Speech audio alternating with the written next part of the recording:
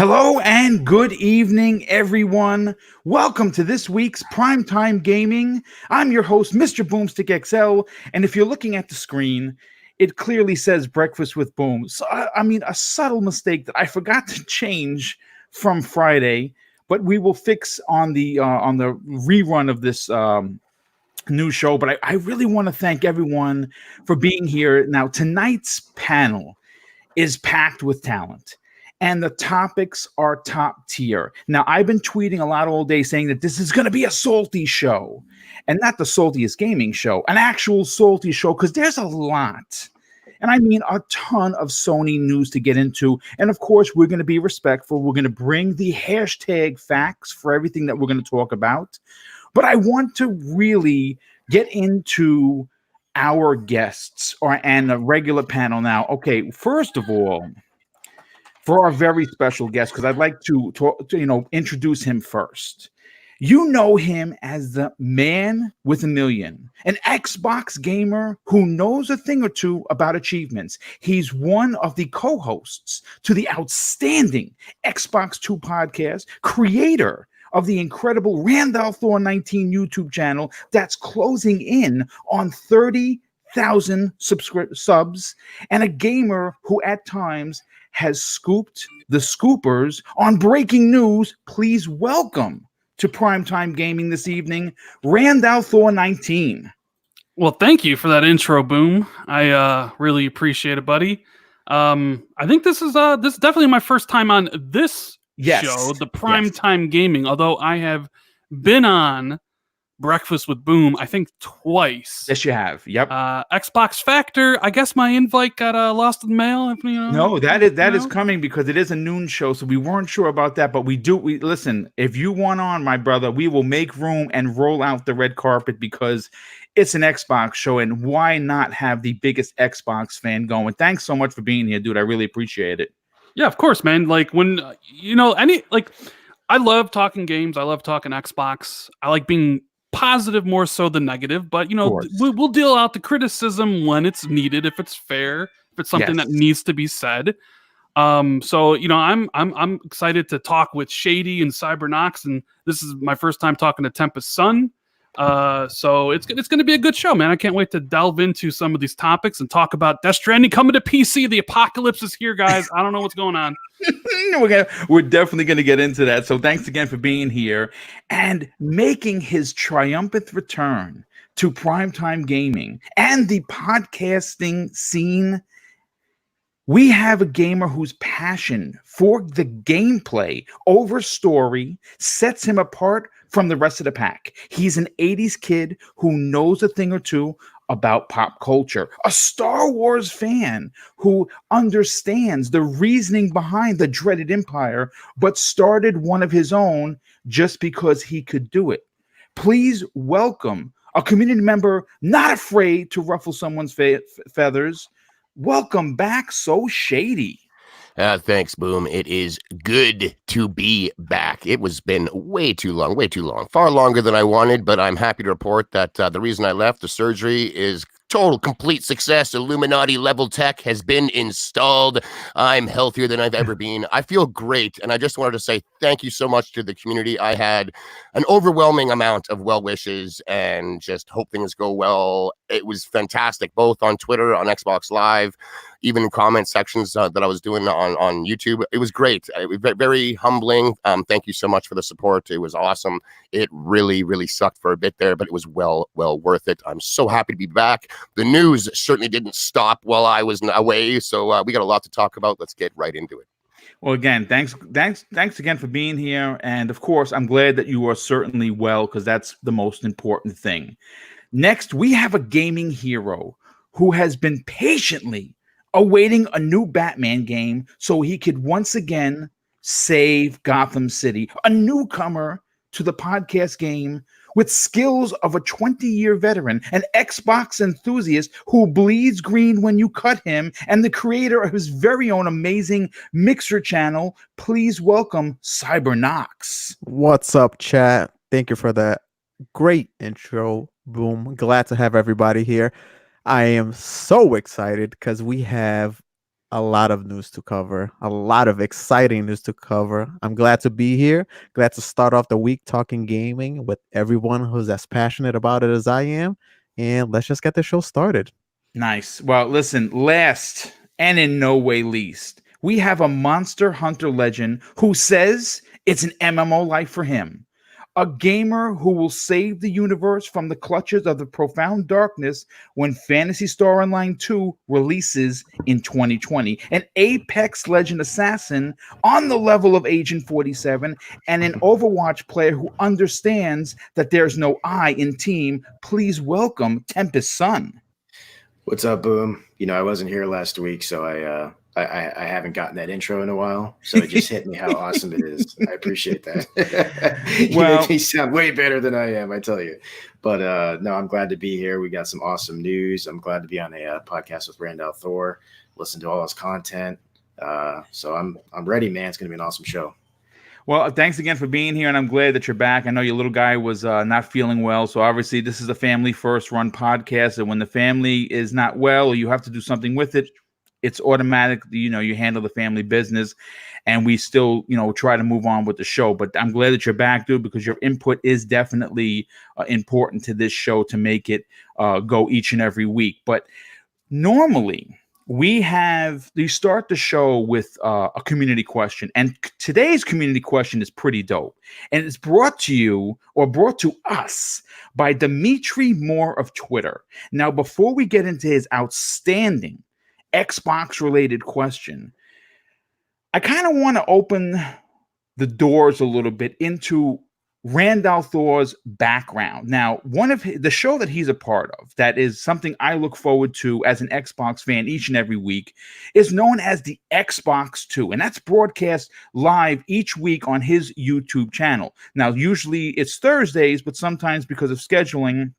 it happens to be on Friday, and they've even had it on a Saturday. Now, his co-host is someone that I had a chance to meet in LA this summer, which was great to finally put a handshake with the name, and that of course is Jez Gordon of Windows Central. And I think a lot of people that listen to your shows and listen to your videos, which they are fantastic, Rand, would like to kind of maybe get a background of exactly how you guys met and how you guys came together to make the Xbox 2 podcast.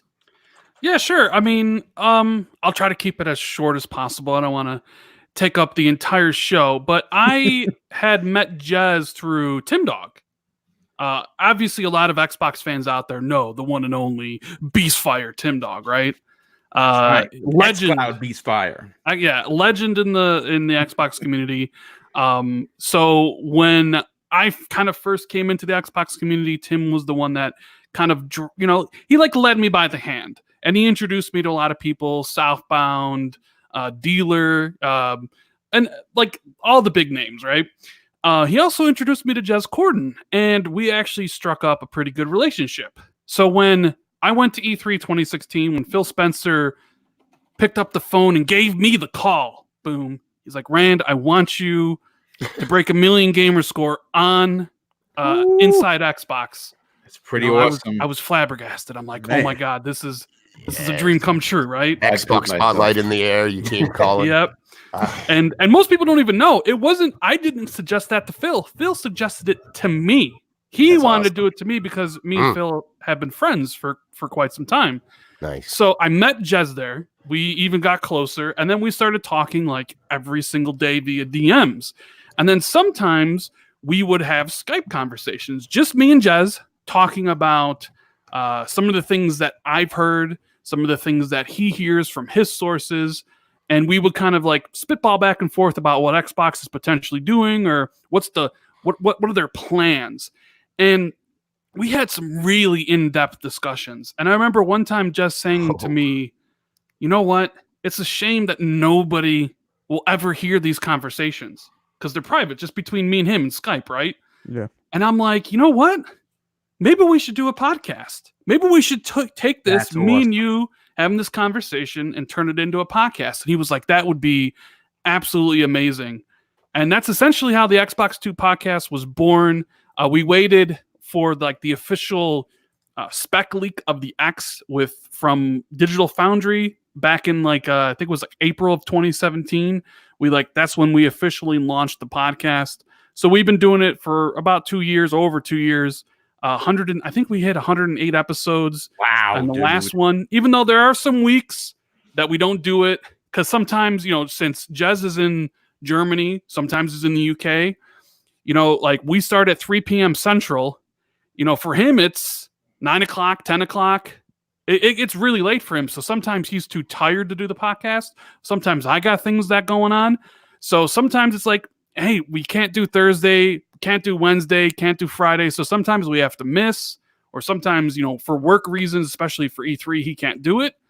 But yeah, I love doing the show with Jez. I talk to him every single day.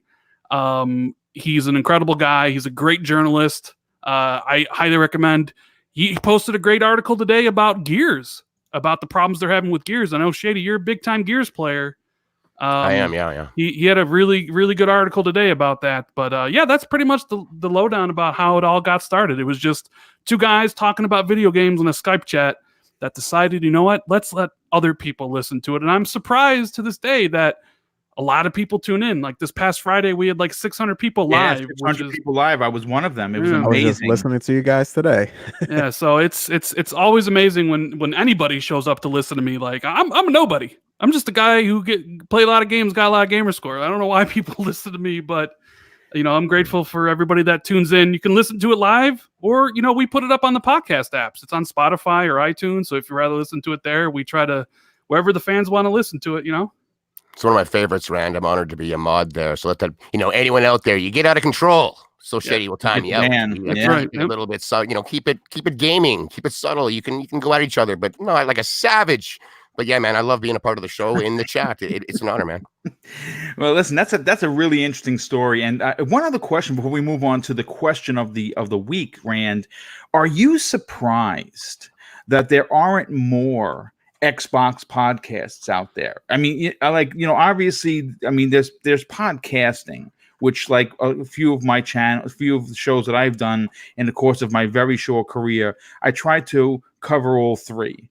But I do have an Xbox specific one in the Xbox Factor podcast on Thursdays.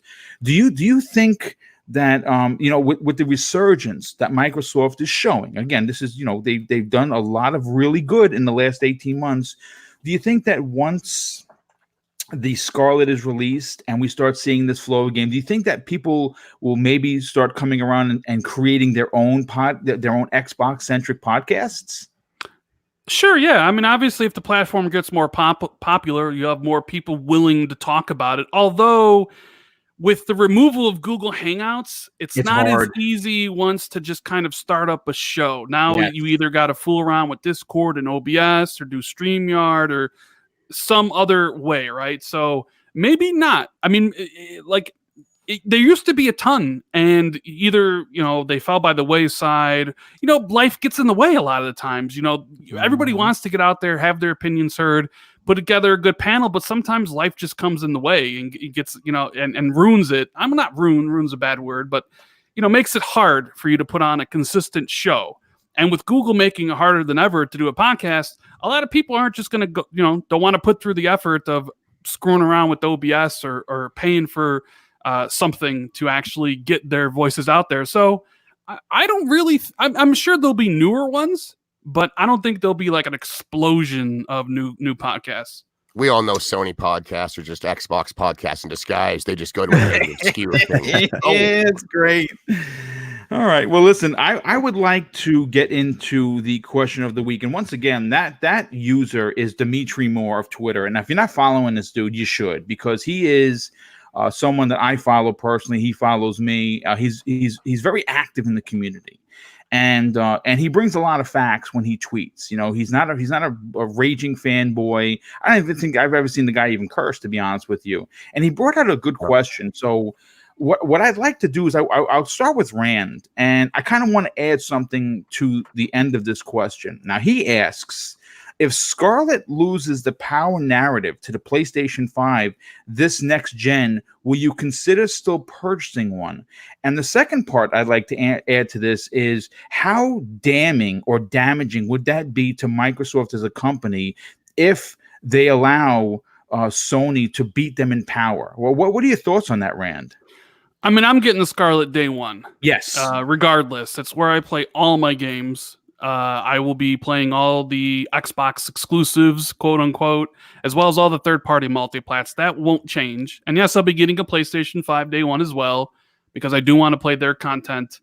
As for how it will affect Microsoft, it depends. Like, because in this scenario, if the PlayStation 5 is more powerful, there's no such thing as it's a small gap.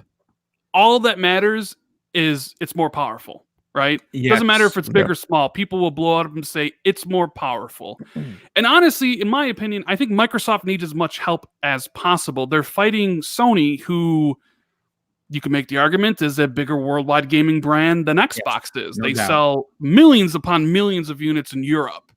So I thought it was imperative for Microsoft to have a feather in the cap, whether it was price or whether it was power. And hopefully, I was thinking they could have both, like with Lockhart and Scarlet. One, you'd beat them on price, and the other, you beat them on power. But with the rumors that Lockhart was canceled, and then, of course, what Jez and myself and what Dealer is hearing, that's not necessarily the case. It may be making a comeback, or maybe never was canceled. I think it's important that Scarlet is more powerful than Xbox, because it needs that advantage.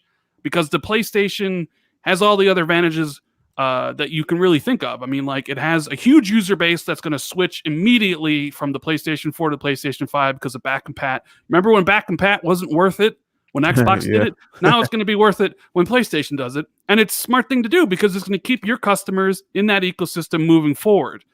And Microsoft needed something, and power would have been one thing, price would have been the other. Now they're working on the content. So I don't think it's like damning. Like, I don't think it'll sink the Xbox, obviously, but I think people, especially, this is obviously just a discussion about like fanboys. The PlayStation fanboys will drive that, nail into the ground. Yeah. But I do think it matters. I do think they kind of need that advantage. But that's what I think about all that. No, that's a great response, a great two-tiered response. Shade, I want to go to you next on this.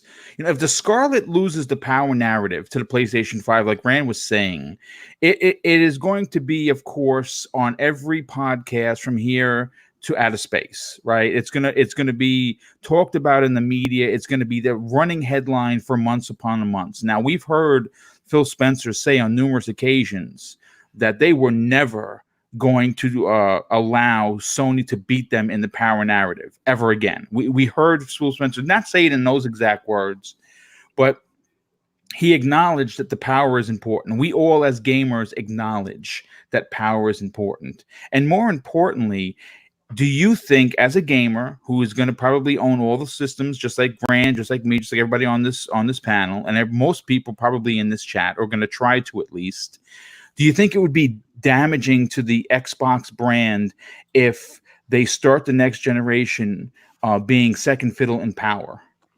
I think the optics wouldn't be the best, to be honest. But I don't mind stepping into the twilight zone and pretending that the PS5 is going to be more powerful. All the buzz I'm hearing, the way Xbox is talking, Sony themselves tried to push it as the fastest console. And that was redacted, by the way. And that's what I was going to say. And then they already pulled that back. So they're uncomfortable even calling it the fastest, whatever that's going to mean, right? Fastest what? Fastest at loading, fastest at powering up, fastest at having the controller or the battery in your controller die. We don't know. But they pulled it down. So, I mean, I really don't think it's happening. But let's pretend that it did. I bought in on Xbox this gen, and it was the clearly not power winner. Power is nice, of course. I'm not going to pretend that it isn't. It's great. And both consoles sound like absolute beasts next gen. So whichever one is more powerful, so be it. If it's Xbox, that's going to work better for me because that's the brand that I'm a big fan of, and that's the one that I support the most. That's where I play 99.9% of games. I own all the consoles this gen, but I will not be doing it next gen. I am 100% convinced that streaming along the lines of xCloud and basically, lagless, you're not really noticing, of course there's lag, but imperceivable lag, in quotes, That's coming. I've got really fast internet up here in Canada right now, so I'm good with it. And I don't want to use it for the majority of my stuff. I own 700 Xbox games digitally, let alone the stack that's almost as tall as I am. I'm 6'6", of 360 titles. So however many of those are back in pat are coming with me too. So to step into another, like the PlayStation ecosystem as my main, I don't see it happening. I don't want to stream all those 700 games I'm bringing with me. I want to play them on a console. I prefer Microsoft's first-party titles to Sony's first-party titles. That's just the way it is. And I would rather play those on a console as well. And I'll use the streaming for PlayStation. And I'm also convinced Nintendo content will be doing the same thing next gen. This is the way the industry is going. It's been written on the wall for almost 2 years since I've been in this podcast game. It has been very obvious to me that this is the way it's going. Microsoft and Stadia were just the first to talk about it openly and big. But I'd rather stream the handful of Nintendo and Sony games as opposed to stream the glut of everything else that I play on Xbox. Not to mention, I do like the controller. I love how I get rewards points back for spending money that I can in turn get more games. I adore Game Pass. Microsoft has bought a lot of studios. I'm pretty sure they're still buying more. I'm getting all that plus a whole bunch more. What is it? We got an indie game dropping in Game Pass this week. We're out drinking the devil. The name Party, baby. After Party. Yeah, it's got like 8.5 on the ignorant network, whatever that is, to those guys that need a review to tell them if it's good. Like, it's reviewing well. We get the access to that. It's an undeniable deal. I want all that on a console. The Scarlet sounds powerful enough for So Shady. I don't think the PlayStation's got it, but if they do, man, the optics, they're not good. The media will run with it. Every podcaster out there looking for clicks and stuff will make it sound like this thing is gobbling up Scarlets for breakfast, lunch, and dinner, when I really don't think either is going to be that much more powerful than one or the other. Maybe one of them does one thing better, the other one does another thing better. We'll see, but it wouldn't really change the brand that I associate myself with. Let's put it that way. Okay, that makes perfect sense. Cybernox, I want to go to you next on this one. You know, this question I thought was fantastic, and you know, obviously, Dimitri and Moore wanted to know whether you, if by any chance, whether it's 10%, 5%, a paperclip faster than the Xbox Scarlet, are you going to purchase the console? But more importantly, in your opinion, being someone that has now jumped into podcasting and has you know, you have your own YouTube channel and you have a voice and you have an opinion, do you think it would be damaging to the Microsoft brand if Phil Spencer and company do not, you know, fulfill the promise to the fans, you know, to the Xbox fan base, that it is going to be a more powerful than the PS5? Well, I'll answer the first question first. If it's just slightly faster or more powerful than the Scarlet, I don't really necessarily see myself picking up a PS5. I just don't think the investment for me is there. I like some of their first-party games, but I don't like all of them. Okay. That's just me, and you can see the breadcrumbs right now that where Sony is going with their first party titles as well. So I do have a pretty nice rig where maybe I'll be able to play those games there as well. You know, we just recently saw examples of that with God of War. You know, they put what else did they put in there? God of War. It just was announced that exactly. Stranding coming to PC. That Stranding is coming to PC too. So the ecosystem that I tend to lean to is the Xbox ecosystem. I have pretty much all of my friends there. You know, I love just the games there right now look the best. Next gen is going to look it's going to look better, you know, but just that ecosystem is so consumer friendly that I can't help to gravitate towards it. You know, Shady just mentioned this. Everything that you do in that system now rewards you for something in one way, shape, or form. You know, but I think it's imperative that they do have that Xbox has the strong, the most powerful, even the fastest console out there. I think their messaging needs to be extremely clear. Yes. You know, something that they've been struggling with since the launch of the Xbox One. But this is something that they need to be very keen with and just push for it. I think we will have it. I think Phil was very adamant about it before, saying that they will have the most powerful, well, that we would have the most powerful console from here on out. So yeah, I just hope that they do have the most powerful console, and we'll see if the power is a big difference. Maybe, you know, I will pick up a PS5 just so I can play some of the other games. But most of the time, we're playing third-party titles anyway, and you know, if it's just a slight difference, I see myself staying on the Xbox ecosystem rather than going over to PlayStations. You know, it's funny you say that, because when you talk about the next generation consoles, I hear that a lot. Like, the excuse about the Xbox not taking, PlayStation players away and putting them in the Xbox box and locking it. I don't think we're actually ever going to see that. I mean, again, I understand gaming's expensive, and the way that these consoles are rumored to be in price and in scale, they're probably going to be expensive. So maybe not everyone's going to be able to jump on board. They're certainly you're going to have to make some budgetary decisions if you want to play on both consoles. And obviously, if you're a PlayStation owner and you have 40 games and let's say 30 of them are digitally, you're not going to get rid of them, to move over to an Xbox. I mean, that's the reality. I just think moving towards the future, we can already see where most of these companies are leaning towards to is putting the games in the consumer or the player's hands, wherever that may be, either PC, mobile, any other device, consoles. You see that now. So moving into the next generation, and it's going to be. It's not going to be, what's the word I'm looking for? It's not going to be as important as it is. I'm not really sure. I don't know. I lost my train of thought. Sorry. No, that's okay. We'll come back around to you. Tempest Sun, I want you to close out this outstanding community topic. First of all, I think it's safe to say that, yes, you're probably buying an Xbox Scarlet. The question is, do you think that it's going to damage the brand in any way if it's slightly less powerful than the PS5 to go out of the gate in next generation, which is right around the corner in 2020, holiday 2020? You know what? I do think a little bit, in my eyes. And the reason I say this is the only time Microsoft hasn't had the power advantage was the beginning of this generation. And 360 was technically weaker, but they didn't try to reinvent the wheel with that system. So it was much easier to develop for.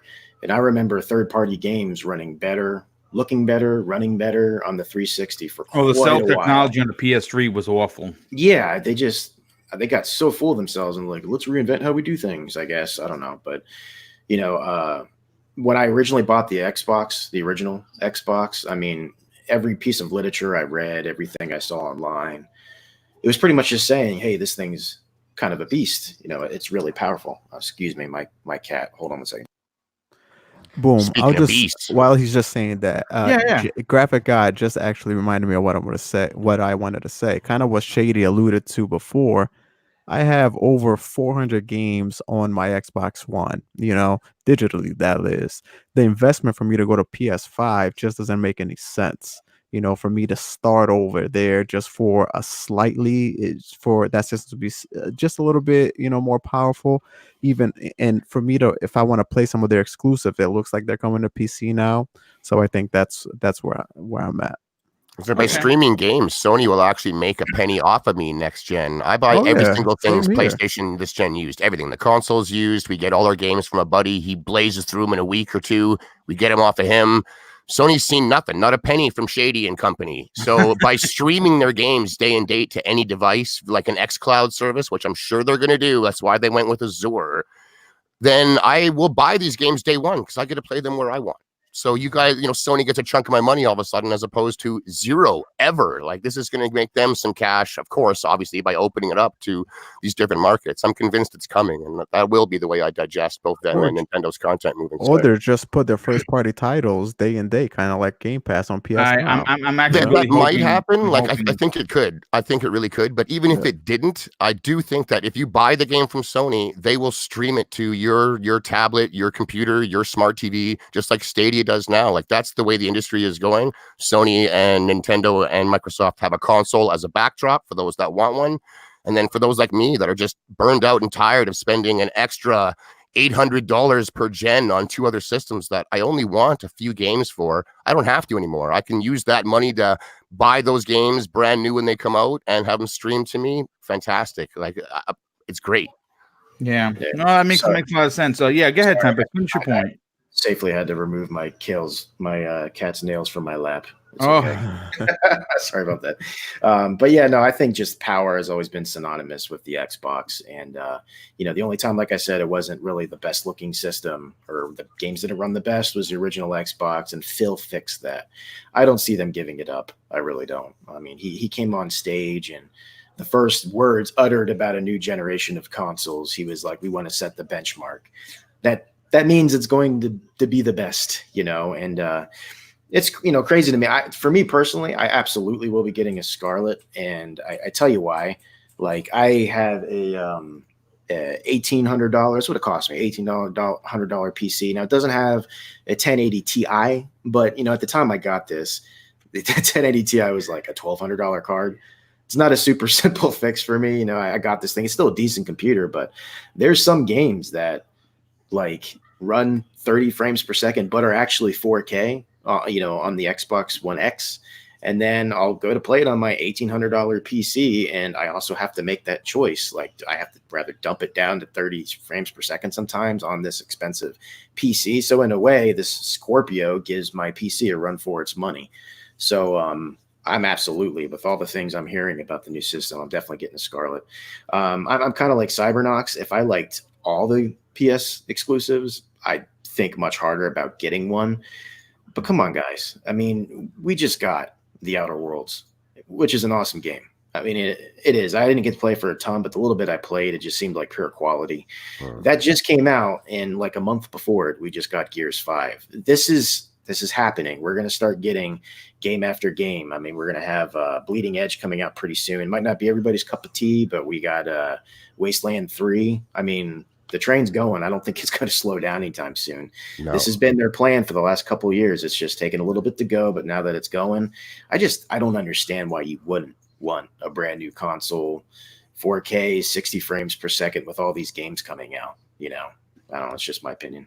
Speaking of Outer Worlds real quick, you guys have seen everyone and their dog talk about how Microsoft doesn't own Outer Worlds, so it doesn't matter how big it is, and that they do, right? We've got Randal Thor here. The man hangs and games with Phil Spencer. Can you please, for all the listeners now and in the future and anyone else, do they own the IP of Outer Worlds? Yes, Obsidian owns the IP. Microsoft owns Obsidian. They also bought the sequel rights from Private Division, so essentially Outer Worlds 2 will be an exclusively on whatever platform Microsoft wants it on. I mean, if they want it on Switch, it'll be on Switch. If they want it on PlayStation, it'll be on PlayStation. But they've said, Matt Booty and Aaron Greenberg said they have no plans, right? And that the games going forward from their studios will be on Xbox console and PC and like the Windows 10 store and Steam. But yeah, there we go. I mean, just today I was in it with 3 guys on YouTube back and forth in different comment sections, and they will not listen to me. I'm just like, hey, look, believe whatever you want. This is the way it is. I'm not just a casual fan. I talk about games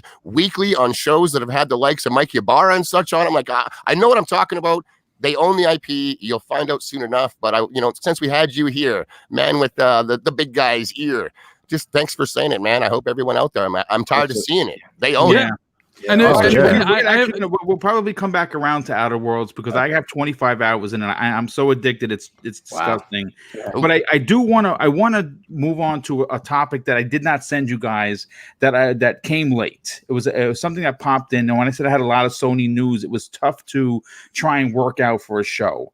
And obviously the biggest news of last week, which we talked about on Breakfast with Boom, and everyone talked about it. Rand, you talked about it.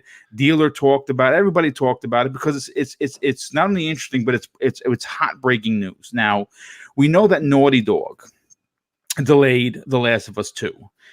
And that's not the story so much that we're going to talk about today. We all know that, right? We all know it. And of course, we know that the head of the studio came out and said exactly why they delayed it.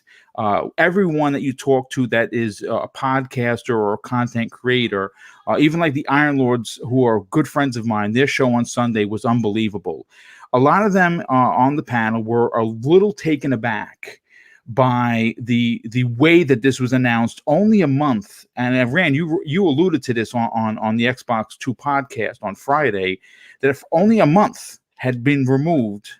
And a lot of people were now questioning whether or not this was to take the shine away from Gears. Was this a marketing tactic? Did Sony actually know that the game was going to be delayed? How didn't Naughty Dog know the game was going to be delayed? Get the fans excited, then pull the rug. Well, the old saying where where there's smoke, there's fire. Now, I had tweeted out earlier that we were going to be talking about the Naughty Dog thing, and all I wrote is that there could be potential problems going on at Naughty Dog, and the wolves came out, and I'm not used to that because I don't like being controversial. I make these topics up and I come up with facts.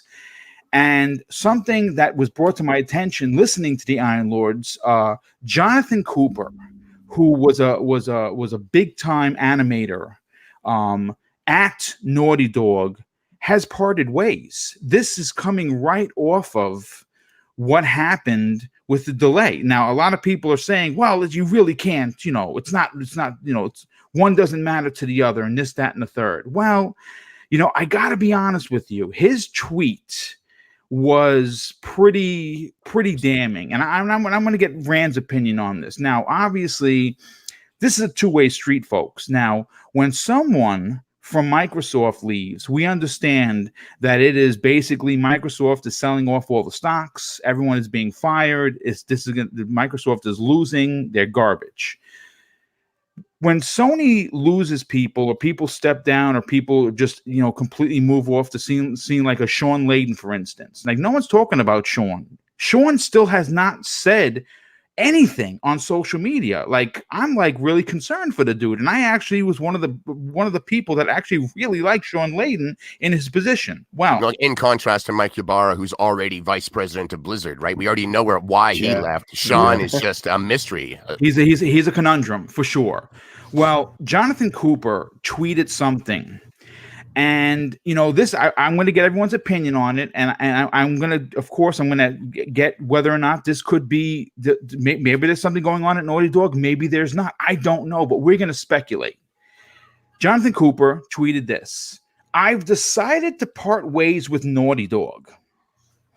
I'm thankful to have contributed to the PS4 era of this storied studio, and I wish them luck in their future endeavors." Now, this is two parts.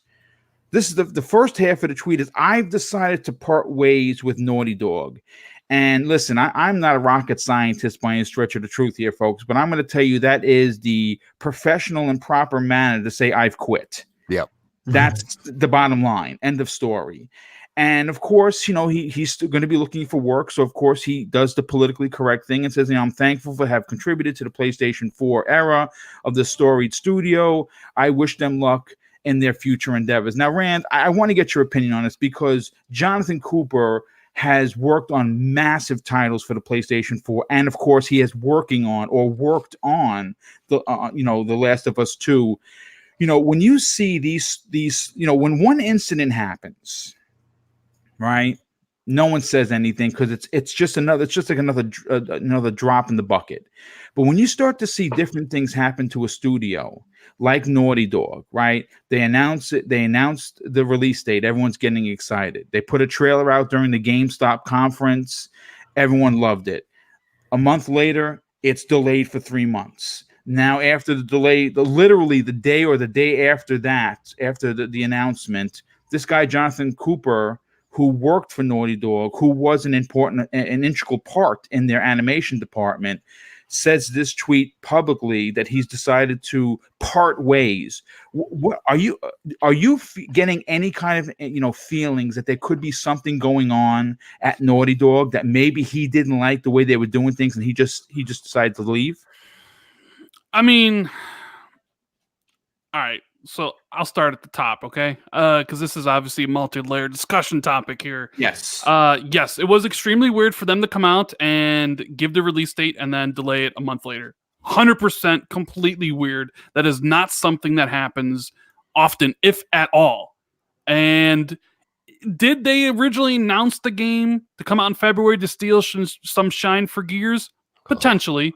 I mean, it did ignite the PlayStation fan base, but even still, September to February is a good chunk of time.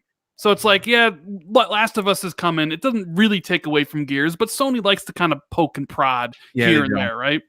However, with them delaying it 3 months, what it says to me was they did some soul searching and they realized that they couldn't finish it on time. And the thing is, with that guy saying he doesn't want to be there anymore, he's essentially leaving. Naughty Dog has a history of crunch, a documented history of crunch at the studio. And with them saying, we need to be, here's the release date. We finally have a release date, even though these games have internal targets, right? Now we have a public target and they're not going to make it. So what does that mean? More work potentially for him and his team or for other people. And he just thinking to himself, now I got another extra 3 months of crunch of working a whole bunch of hours. I don't know if I want to do that. Maybe some other studio came along because you saw some of the Initiative guys wishing him well. And the Initiative is a studio that has poached talent from Naughty Dog before. Yeah. And Sony Santa Monica. They are a studio that was basically built to steal some of Sony's talent. So maybe he's like, you know what? I'm taking that offer to go from Naughty Dog to Initiative because I just can't deal with the crunch anymore. Is he the animation lead? I'm not exactly sure what his job title was. If he's involved with animation. He's changed it on Twitter. So like normally when you go to one of these, I put it to this way: he has, I think, 27,000 followers. Yeah. He's no small fry at Naughty Dog to have that many followers where he's only following 246. Yeah, he worked on a lot of big games, man. Yeah, so I don't think there's anything wrong at Naughty Dog. Like, it's not one. Just like I don't think there's anything wrong with Halo Infinite, right? The only reason someone leaving from Halo Infinite was news because the person that they said was replacing the person who left then also left. So Microsoft made it kind of bigger than it was going to be, right? So people were like, well, wait a minute. You told us not to worry about this creative director leaving because I forget her name, Mary something was going to be the campaign director. And then she leaves 2 months later. That's the only reason people freaked out about that was just because Microsoft was like, don't freak out. This person's here. And then that person leaves, right? They did it to themselves on that one. So no, I don't think anything's wrong. I think Naughty Dog is known for quality titles, right? That reach a certain benchmark. And if they thought, you know what, we can't hit this target and we need 3 months, I mean, that's obviously going to affect Sony's bottom line because that pushes it out of one quarter into another quarter. Sony point. Probably was like hoping for a whole bunch of revenue to come in whatever quarter would be, for PlayStation at that point, nice, like, more people like buying their stocks. Like they could, I'm kind of stumbling over my words here because I didn't really think about this until right now. But essentially, by pushing it from one quarter to the next, you're like Sony probably was hoping for all that money and all that revenue to come in for that particular quarter, and now like giving it delay, it's pushed into another quarter. So maybe now that also changes some of their forecasts for revenue via PSN and it has to deal with some of that stuff. So it has some of that to do with it because Last of Us 2 is going to be a huge game. It's going to sell millions upon millions of copies. It's going to make a ton of money and that money goes directly to Sony and that affects their bottom line. Yep. If you remember, remember when they were laying low for now and then they were going to rise high? The date that they gave their stockholders on rising high was actually March of 2020. So if it launched in February, it was going to be Last of Us 2 sales was the rise. That was the big money that was going to come in. Yeah. I think they were legit with their release date. And they came across something.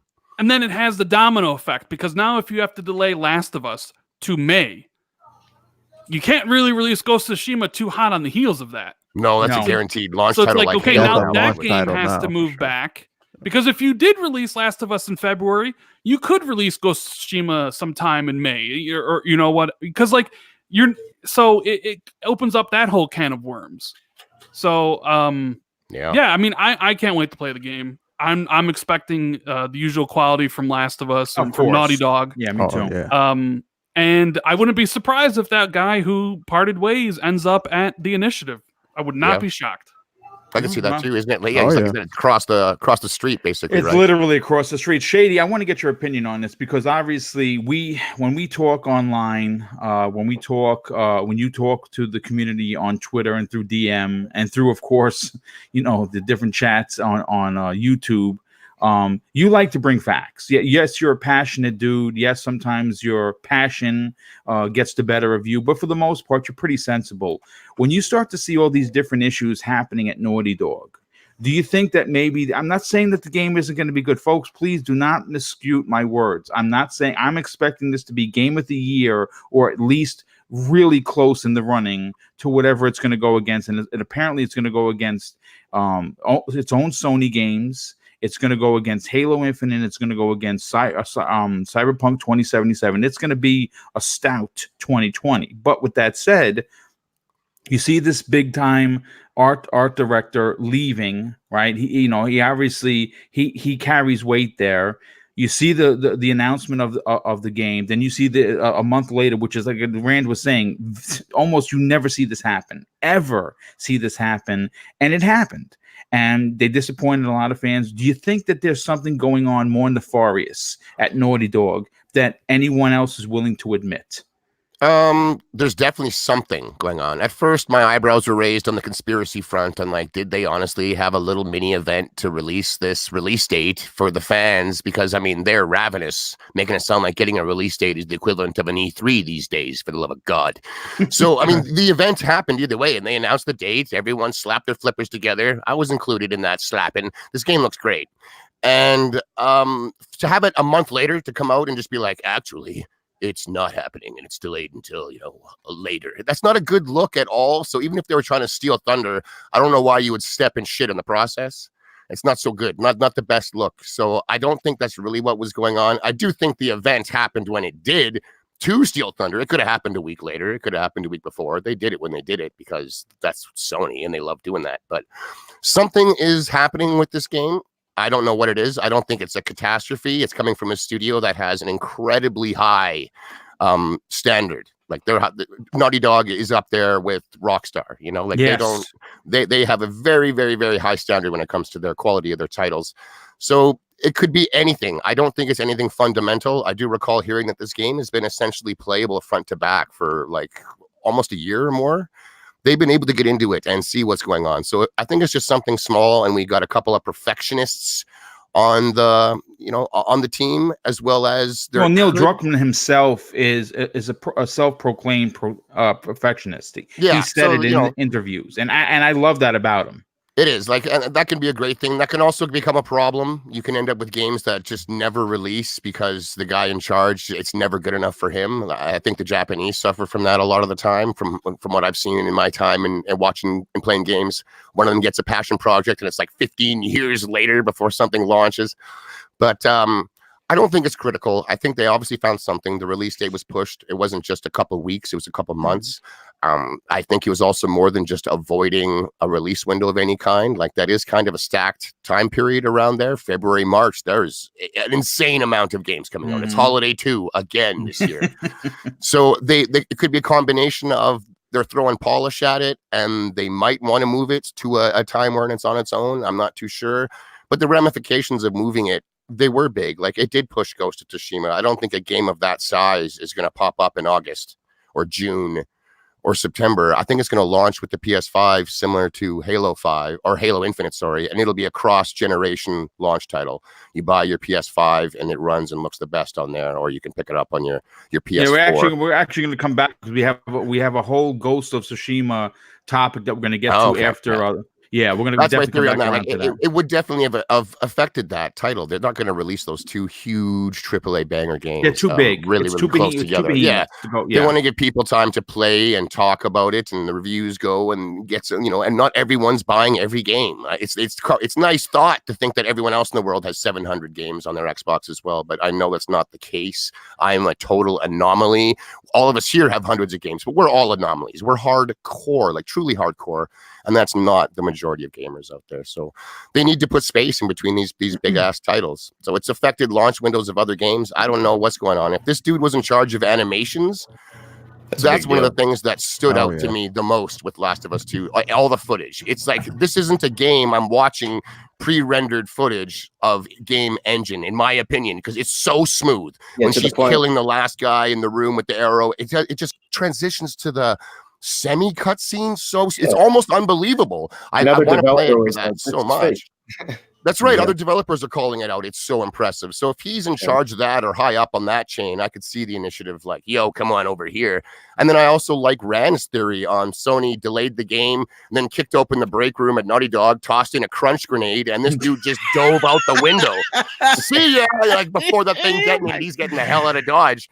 I do like that theory. I mean, if he's been there for a long time and he knows what it's like as a crunch period, especially now a delayed crunch period, if he's got a job offer literally across the street, that's a very believable theory as well. I do like that a thing. I don't think the game is sinking. I don't think it's any of that stuff. I don't think Sony's shutting PlayStation down and calling her a day. None of this craziness that we hear anytime Xbox makes any move, no matter what. It's not that, but there's obviously something amiss about it. And I'd like to think that it's just because the team is damn near perfectionist level on their own work. Like they want it to launch just insane. And Last of Us 2, more than any other franchise, almost the belovedness of it all is unmatched. I think, like, when you're talking about games that resonated with the overall video game community, I think I almost hear that one more than any. Those few people might be honestly a few and just really loud, but I hear that game brought up so many times. The original story is epic, dude. It has so many highs and lows. It's unbelievable. The story that's brought up. So I think, as far as the gameplay and the animations and everything else that supports an actual video game, the reason we play them, gameplay, for me. But I think they want to nail that, and they just want to deliver a true 10 out of 10. That helps me sleep better at night to think that they just have really, really high standards, and Sony's willing to let them take the time because this game has so much riding on it. The potential sales are staggering. So yeah, no, it's going to be a big seller. There's no doubt about it. It's certainly going to hurt their bottom line, though, in what monies they told investors they were going to get during that time. Cybernox, I want to go to you next on this. There's like, listen, follow breadcrumbs.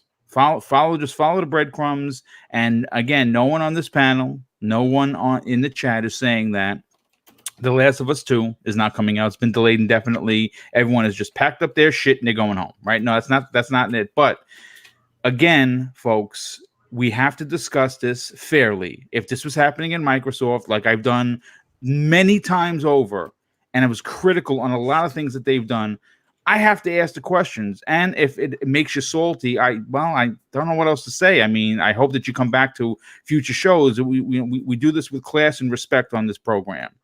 What are your thoughts on the fact that this animation director, and I believe that's what his title was, decides to publicly say it in a nice way that he quit? It seems like he took his ball and went home. That's what it seems like to me.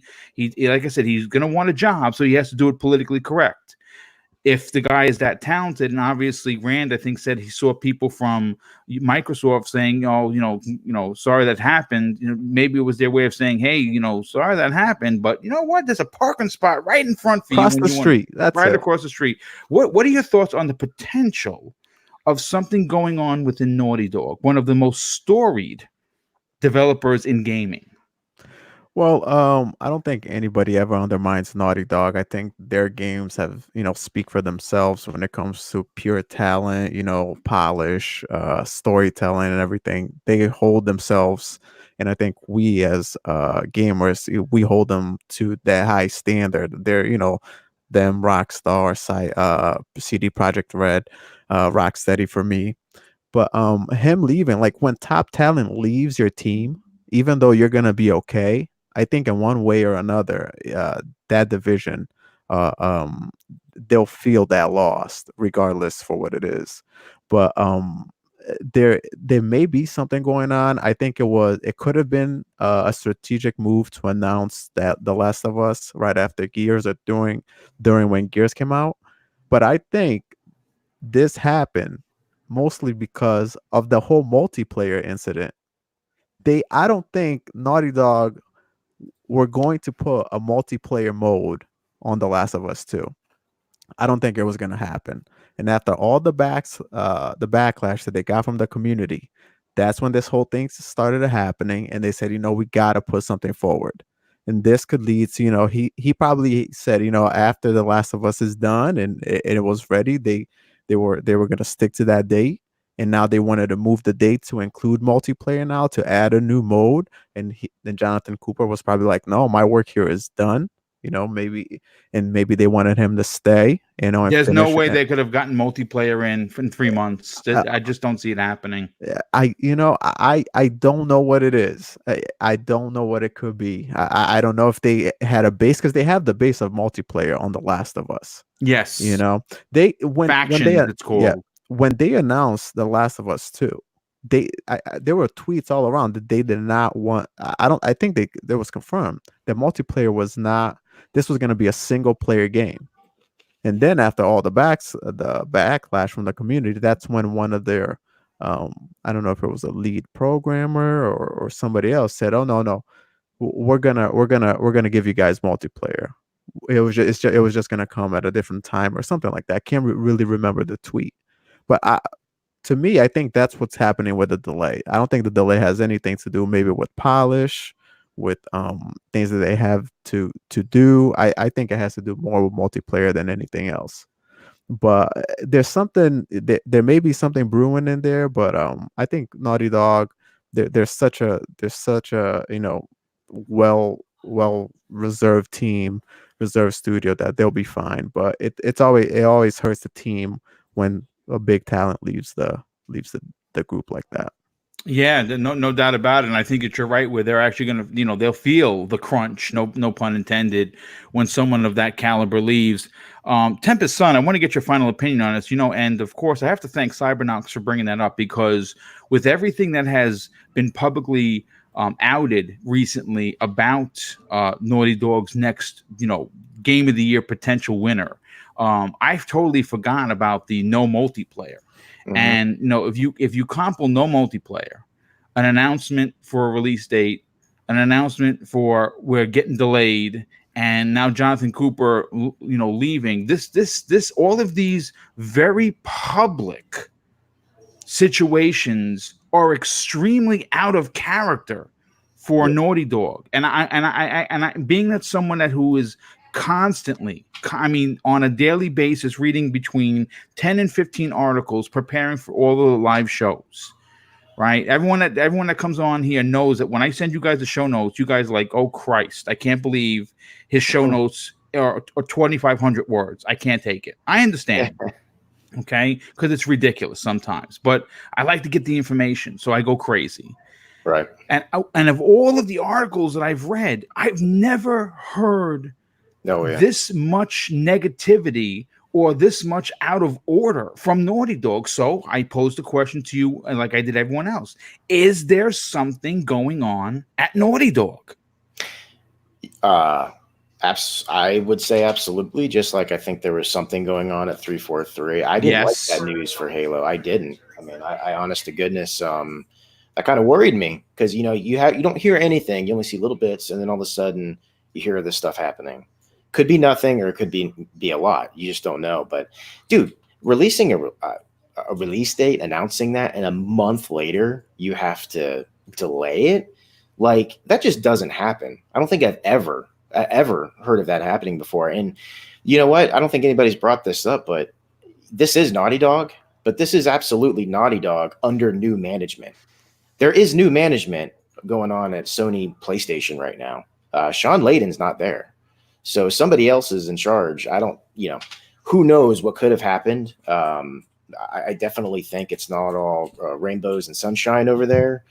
This dude left, and he probably wasn't happy. I mean, this wasn't the same type of tweet or announcement that Mike Ibarra gave when he left Microsoft.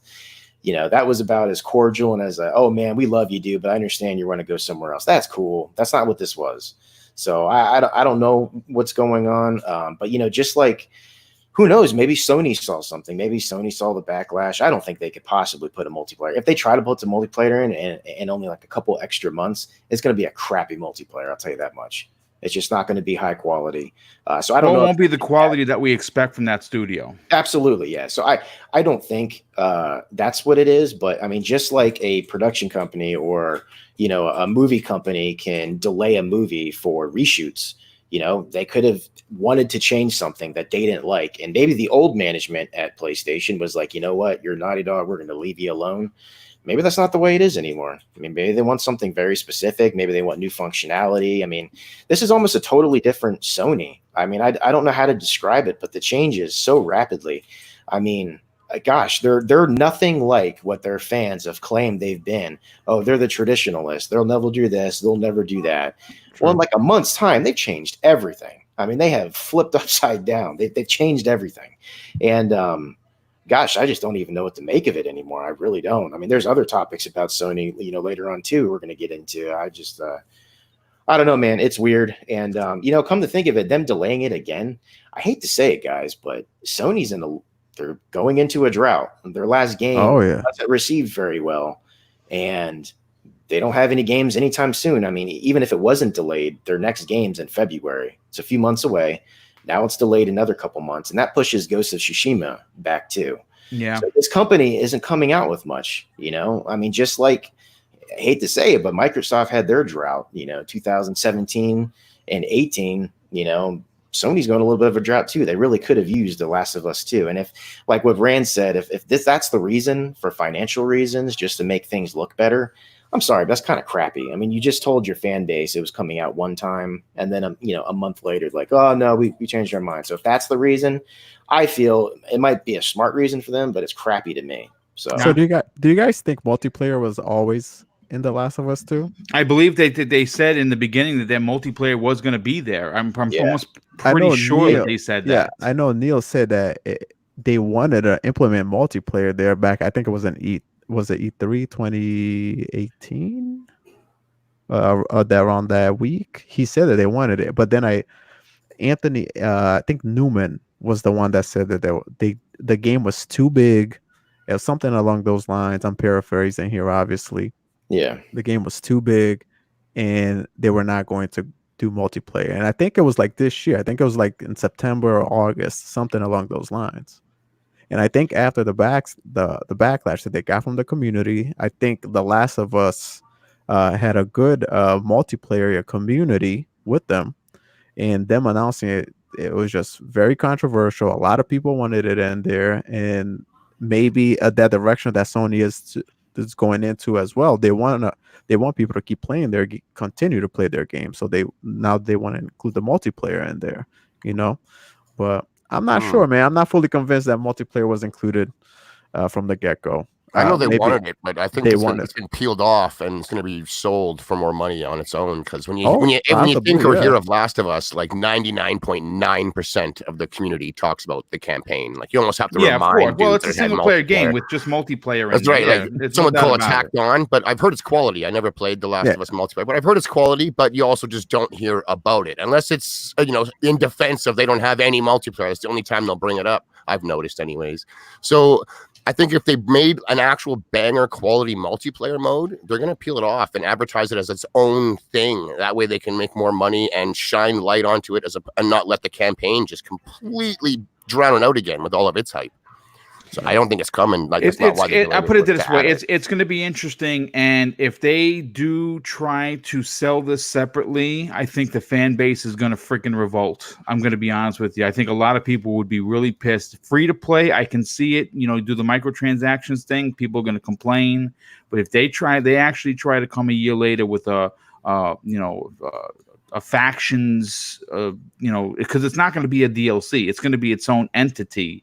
It's going to be a nightmare. But I want to move on to the second part of the Sony madness that's going on. And Rand, you brought this to my attention. This originally was not a topic, and I felt it would be horrible as a content creator not to bring this up. And you brought it to my attention. Death Stranding is a game that a lot of people are looking forward to. I am not. I've said that publicly. It's going to be the first.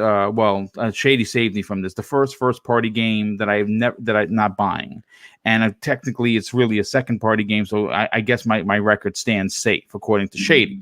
But I for a long time, for many years in this generation, the running joke for the Xbox brand is kind of like the bully from The Simpsons. Your games are on PC, so they're not exclusive, right?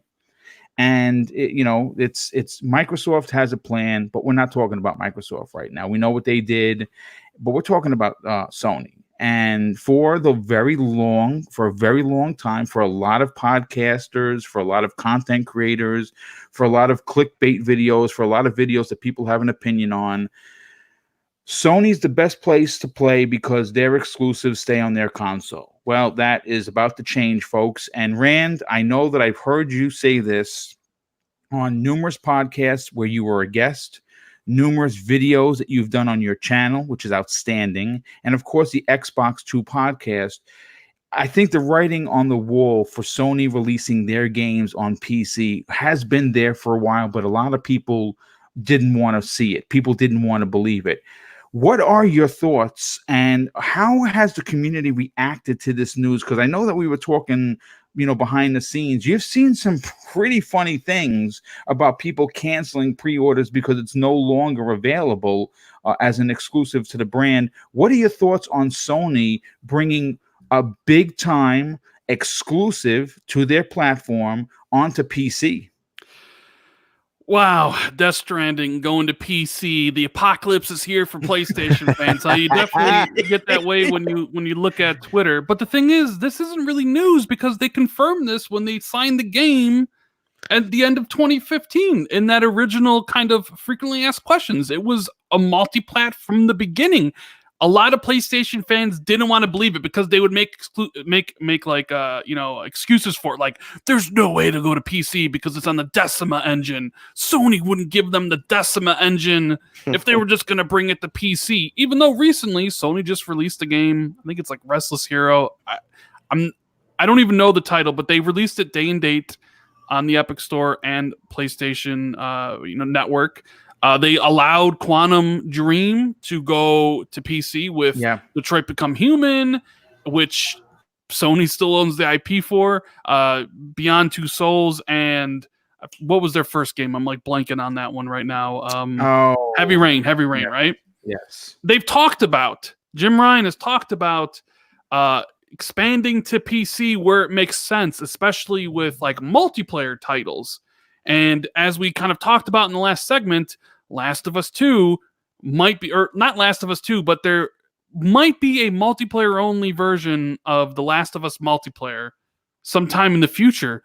Wouldn't be surprised to see that come to PC day and date too, right? Because that's what Sony's talking about. Now, with Death Stranding in particular, look, I don't know how I feel about the game. I was originally excited for it. I kind of still want to play it because I want to judge it by myself, but some of the gameplay that I've seen doesn't really excite me very much. So I don't know. I haven't really decided if I'm going to get it day one or if I'm going to wait, right? But some of the arguments people make for like canceling your pre-order or what have you are weird because when Xbox fans talk about the new studios that Microsoft bought, and the games that are going to be made in the future, a lot of PlayStation fans will say, well, that's great. But, however, I don't need an Xbox because I can play on my beastly PC, right? I can play on that beastly PC. I got a beast rig. And then, of course, when a Sony game is announced for for PC, suddenly it's like all these guys freak out. It's like, wait a minute, are you lying when you say you had that beast PC? Do you not actually have that monster rig? Because a lot of PlayStation fans will claim Where's the same level of energy, you know? Yeah, it's like Wouldn't you want it on they have a monster rig, and that's where they'll play all the Xbox games because they don't need an Xbox. They'll play it on the PC. But suddenly, Death Stranding on PC, and they're losing their minds like children.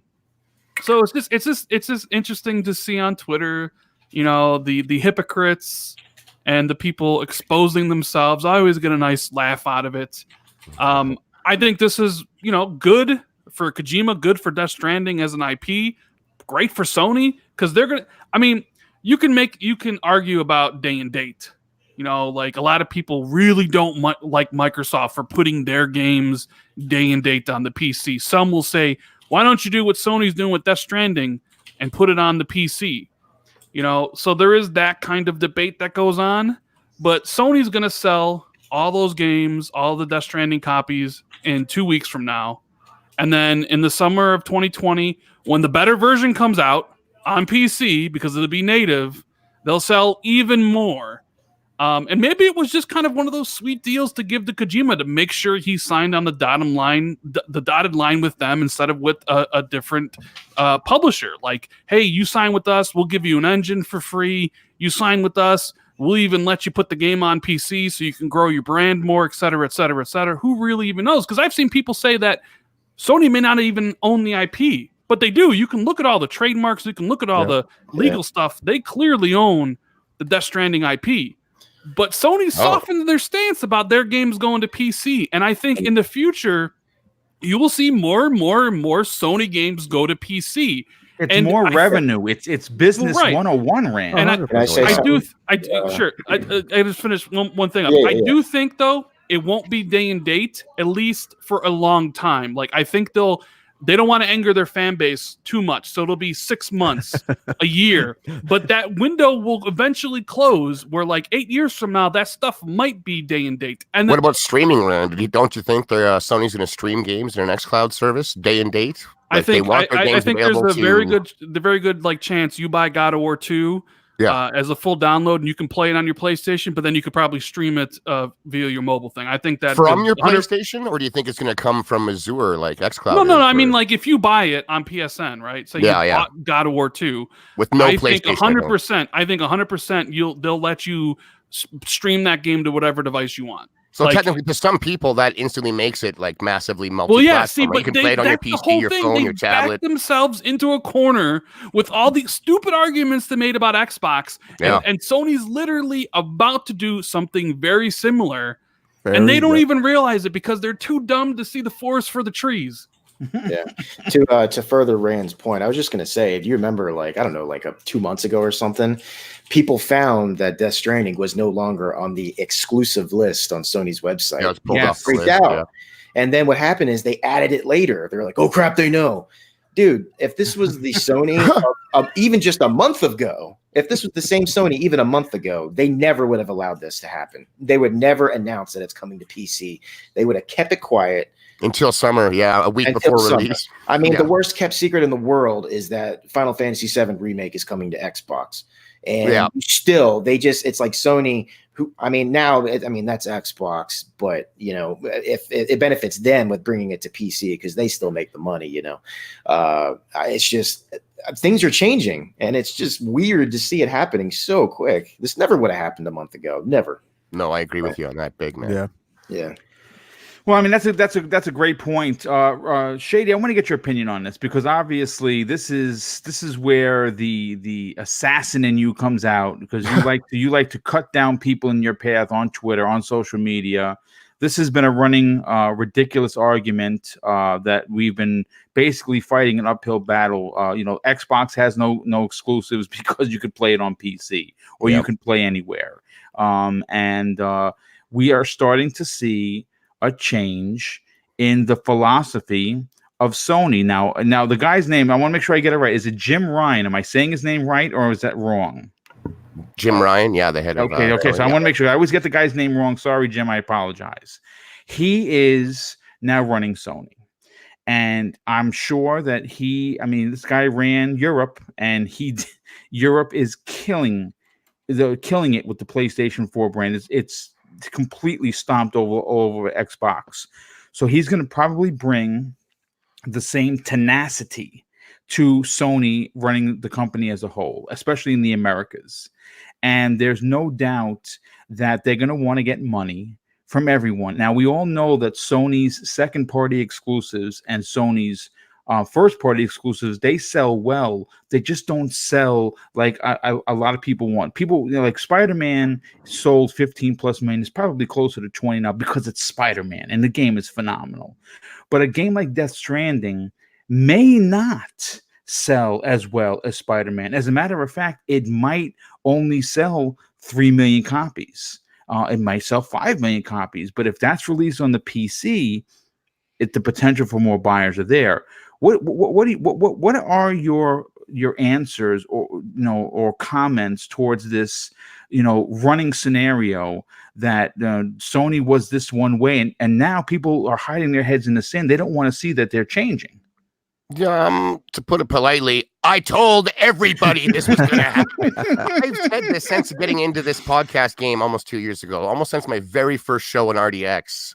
It was kind of like, and every game is going to come to every platform in the future. Limiting your game sales to only a single device is the old way of doing things. Today, the technology with streaming is there where they can, if you got a screen and a half-assed decent internet connection, you're streaming. And depending on what your quality that you want is, your internet connection doesn't have to be absolutely blitzkrieg style. It's just have to have a decent internet connection. You can play these games. They want to sell games. This is the reason any of these companies exist, and they make them. They make the games because they want to sell them. They made the console because they needed you to have something to play it on. Technology is now there that if you want, you can play it on your phone, your tablet, your TV, your anything with a screen and internet connection. This is the way of the future. There's a limited number of people willing to spend hundreds and hundreds and hundreds of dollars on one console, let alone 2 or 3. Mm-hmm. Like exclusive games are 100% the only reason I own a second or third console. I have no reason to just buy another console. I don't need one. But if it has exclusive games, that's the reason for my second console. Exclusive games aren't the only or the main or the biggest reason for me to choose my primary. There's many, many reasons that feed into that. But when it comes to a secondary console purchase, it's exclusives only. But again, that's old business. Now, if I want those games, like I mentioned earlier on the show, everything Sony this gen for me is used. They've made $0 off of me. None. Whereas if they can sell me the game day one and I can stream it to my smart TV or my laptop because I don't have a rig, score. I'll give you the $60 day one to play God of War 2. I won't wait for 2 or weeks. Or $15 a month if they do it through absolutely, exactly. Then I'll do the tried and true and jump in for 1 month and play it, beat it, and then make sure I cancel. I cancel it, damn it. You know what I'm saying? Like that's going to be an sound so familiar. Yes, it does. And there's nothing wrong with that. If those guys want to jump in for a month, play Gears 5, beat the hell out of it, and then get out, all the power to them. They got some massive value there, didn't they? I think so. Not to mention those 199 other games for them to play. So whether it's in a service or just being streamed to people, this has been the way of the future. I've read it, the writing on the wall for years, man. It's been written in someone's blood too, I'll tell you that. It's been clear as day to me. It feels good to be vindicated. I do think that this is coming like launch at next gen with across the board. It's going to be all first party. You can stream it day one.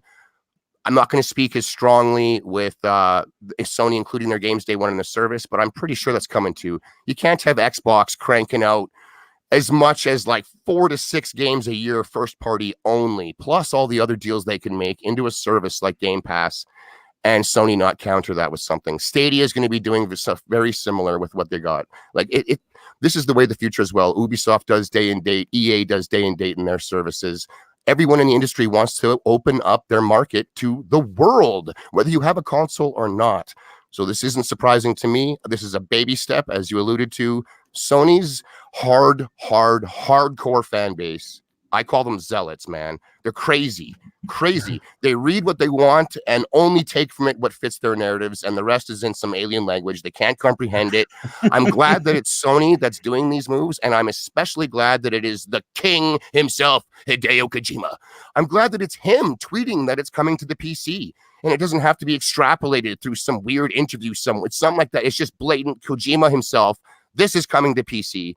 You can't deny that now. I'm sick and tired of seeing ignorance just rampant in this community. I'm tired of it. Not saying anyone here in this show, we have an awesome fan base over here. Everyone's knowledgeable, but the ignorance is rampant, man, and I'm tired of it. And when it's the top dog coming down and saying exactly where your game is going and stuff, when you're not leaving it up to the imagination, it's just facts. And I like to see that. I'm glad this game is going to be available to more gamers, and I'm glad that if they have a PC and they don't have a PlayStation, they're not forced to go and spend money on a console, on a piece of technology that they otherwise don't want. It makes that version of Death Stranding hundreds of dollars for them. Whereas now they get to play it on their platform of choice, which is PC. Kudos, man. I'm all about this movement. I love it, and I'm 100% behind it. Nice. Well, real quick, before I get to Cybernock's opinion on this, I have to thank Axel 1324 with the outstanding $5 super chat, and he asked a very good question that I'll answer. Do you think Sony is following Xbox play what you want, where you want strategy for 2020? Why or why not? Love the show, Boom. Well, first of all, thanks for being here, dude. Second of all, thank you for the outstanding generosity. And third, to answer your question, I think they're absolutely going to, maybe not to the letter. I'm going to be honest. I think they're going to do their own thing. Sony, I mean, their marketing is right. They're the best in the business, and they have a way of inspiring their fan base. Not in the last couple of weeks or months. They've kind of been stepping on their own D, if you know what I mean. But for the most part, they're going to come at it. I had did a story on my channel. It was completely, made up one where I think it was going to, I had said something to the effect that it was going to be called the Greatness Pass. And I really, for the love of Jehovah, I really want them to come out with day and date games, first party games. It would save me a ton of money because I buy them all. I really do. And of course, if I could get Death Stranding in a service day and date, I would be playing that. I'm not going to buy it now. I might get it on sale. So that's a great question. But Cybernox, I want to get your opinion on this particular topic. What are your thoughts of what everyone said so far, and what's your opinion? Man, you know what I love the most? Seeing everybody trying to scroll through their Twitter feed to delete old messages. I have never seen so many people in my life. Are you saying that it's damage control? Oof, man, oh my God. But it's kind of like everybody already, mentioned it here already. We see where the industry was going. You see how well things are going. As soon as Sean Layden left, man, there was such a drastic change. It was like the next day, PS Now, God of War was in there. Now you see this, you see that Stranding coming to PC as well. It's like they see the success that Game Pass is doing, and they kind of want to double dip and they want some of that, a piece of that pie as well. The only thing that I'll say, because everybody already beat this to a pulp, but the only thing that I say is I think Rand nailed the nail in the head. They just don't want to piss off their hardcore base right now. I think slowly and surely they'll start integrating everything to streaming and day and date, because I don't see how it wouldn't make sense to release your game day and date. That we live in an era right now that we have so many games to play, that if you don't play that game during the hype, there's a very small chance that you're going to play months later. So I think we will start to see some of Sony's games come day and date, maybe by next gen. But when it comes to Death Stranding, it's just like, see, it's just the way the future's headed. It was inevitable. So yeah, I'm not surprised at all by this move. I think they mentioned that it was coming to PC before, then they took it out. Now it's coming back again. But I like the way they're heading, and I'll probably pick this up on PC next year just to try it out. That makes sense. 10%. I know you had a comment. Anything you'd like to add before we move on to the next topic? I guess PC or PlayStation, it doesn't matter. I kind of have no interest in playing the game, so I don't know. I hope people enjoy it if they're picking it up on one or the other. I mean, this is just more options. So you're saying you don't want the collector's edition that has a baby in a bottle? That's what you're telling us. That'd be the one I bought. If I did buy it, I would have that fetus. I'm absolutely saying that. Trust me. Yeah, I don't want anything to do with that collector's edition. I don't want somebody to knock on my door. But anyway, What can you say? This is just weird. This is comical. Like I said, I don't think Sony a month ago even ever would have done this, allowed this to come out. Yeah. I mean, it was like a great freaking mystery what was going on. Is it exclusive? Is it not exclusive? And then there's all of a sudden, bam, coming out, on PC. Maybe with PC modders can like mod some really kooky stuff. Like if you decide to piss on the floor, maybe like it can summon little gremlins or something instead of mushrooms, Piss gremlins. Yeah. Good Lord.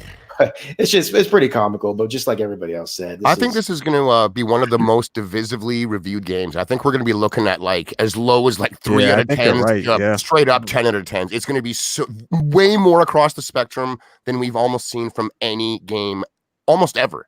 You'll have dudes that are just like, this is the perfect game, 10 out of 10. Other guys that are just, what the F?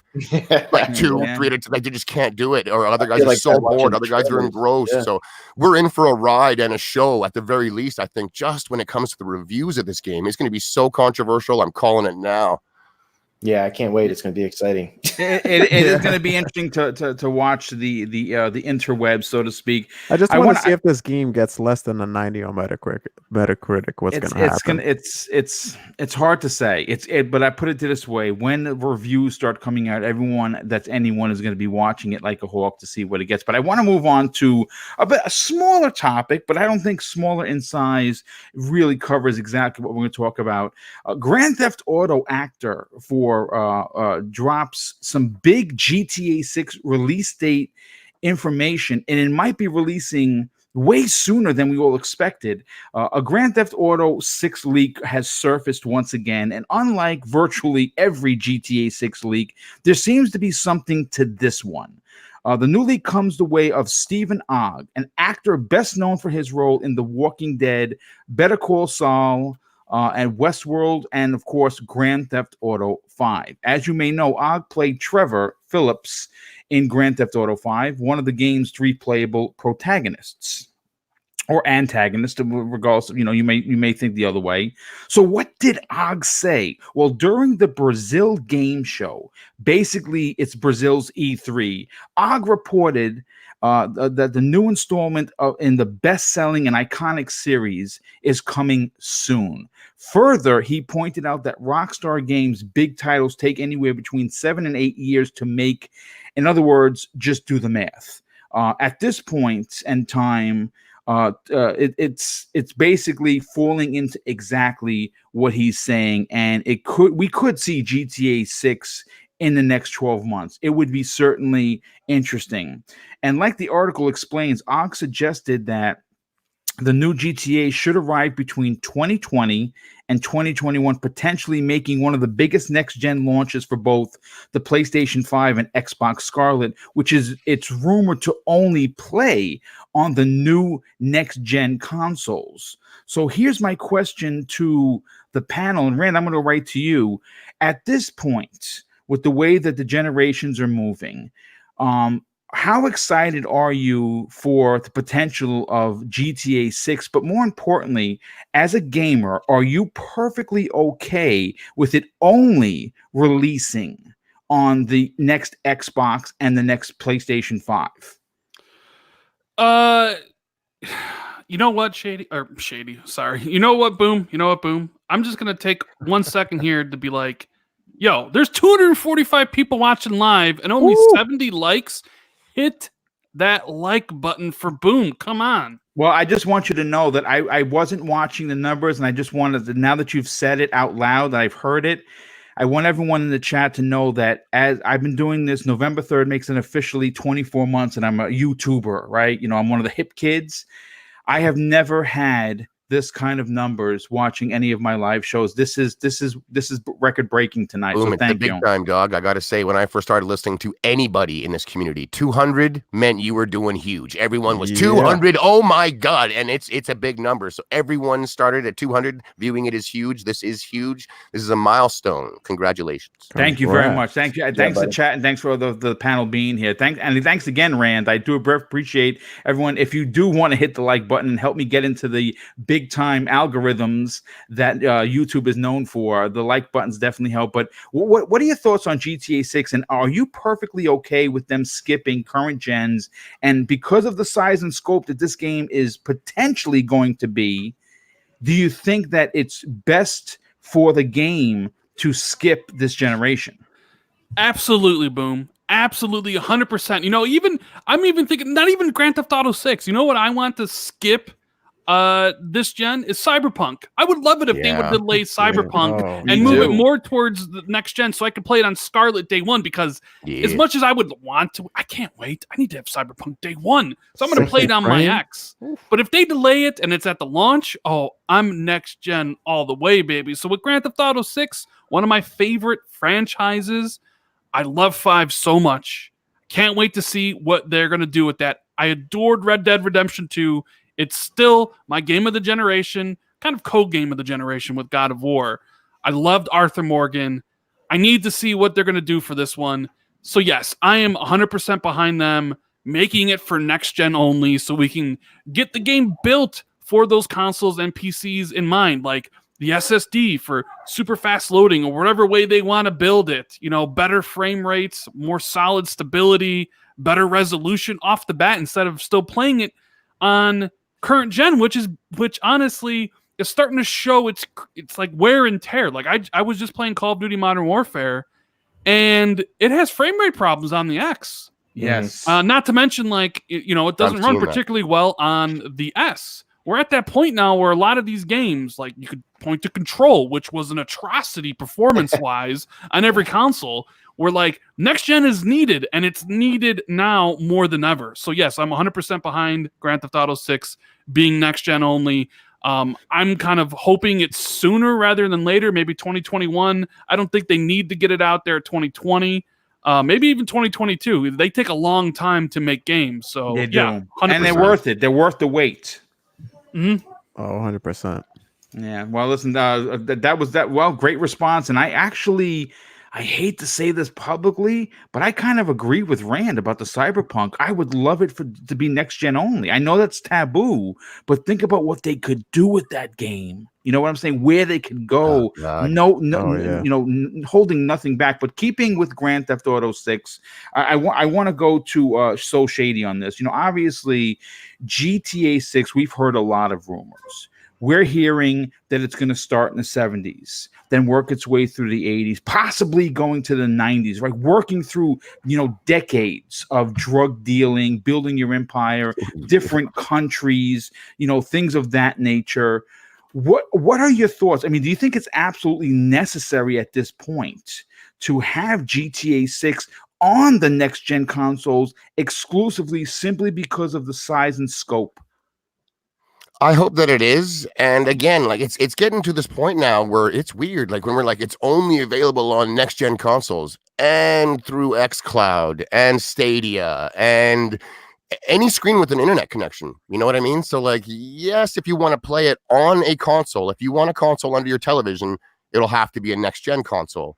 I still think you could have the original fat boy Xbox One streaming xCloud to that, and you can play this new next gen only via xCloud on your original. I'm pretty sure that's what's going to happen here. They've already got 40, almost 50 million established boxes that can be streamed to. They can stream Netflix in 4K. It can stream anything like it's. I think that's my theory. So to say that it's only available, then it's kind of weird. We're moving into a different spot where it's kind of available everywhere. But I know what you mean. Only next gen hardware needs to be under your box if you're not streaming anything. That's a very good move. I'm with Rand. I want this game to be balls out, like big balls out. I want to see crazy stuff that we just haven't seen, and Rockstar delivers on those fronts, man. Still to this day, Red Dead 2, it almost doesn't look like a video game. If you can find a guy that is got the HUD off and he's playing cinematically, my God, it looks like a CGI rendered cutscene down. It is so detailed. The animations are so good. Nothing is clipping through things. It's just, my God, it's levels above anything else out there, in my opinion. And it's nothing yet. Nothing. We're going to be kicking that crap out the door soon enough. And I love it. But we're talking about a company and a game franchise that is now known for setting world financial records. Like we made more money in 24 hours than anyone in the history of this planet ever has, as far as entertainment is concerned. They hold that record. And then like 12 others. I think they want stuff like that still.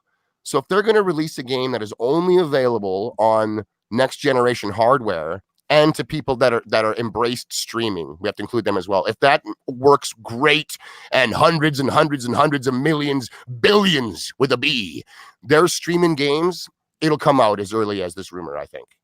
Otherwise, if streaming isn't catching on, the world isn't kind of like, yeah, by and large, we don't want to do that, and it's a slow growth like VR, there isn't enough consoles only a year and a half into a new gen to satiate Rockstar and Grand Theft Auto's demands. There's not enough. That game is going to sell like 20 million in one day. Oh, yeah. Minimum almost, right? So I don't think there's going to be enough consoles available if it comes out during that window.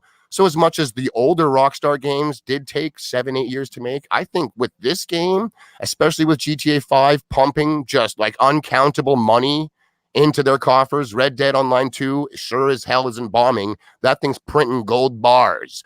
And this game can take all the time it wants, as far as I'm concerned. I actually hope that it comes out like 2.5, 3.5 years into the gen.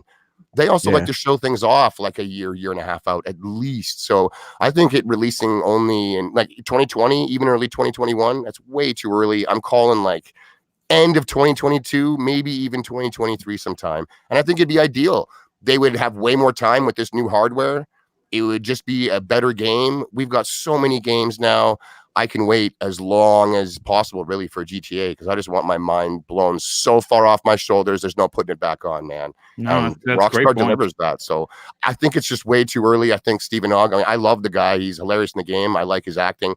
I don't think he's the guy to be leaking when this game is coming out. So it'd be nice. I would love it. I would love if it did. If it came out and it was just insane, like we've been talking, it delivered and everything. Oh my God, it'd be glorious. But take all the time they want. I think it's too early. I just don't think there's enough systems by and large to make enough money for Rockstar, because they know what they're sitting on and they're going to wait, I think. Yeah, no, absolutely. Real quick, before I get to Cybernox's opinion on this, I have to thank two people for Super Chats. First of all, Sir X-Men, who is listening from work. He drops an outstanding $2 Super Chat, and he says, at work and listening, but good show. Well, thank you for that. And Midway 7 Monster, with the outstanding and very generous $5 Super Chat, he says, is this the first time video games are becoming so demanding that the hardcore can't keep up with it? Dude, love the show. Well, first of all, thanks for being here, and that's an amazing question. I got to tell you, Friday was obviously a big day for gamers, right? It's a big W for gamers because we got two massive games. We got The Outer Worlds and we got Call of Duty, both incredible games. I put only 2 hours into Call of Duty. I'm into the third mission.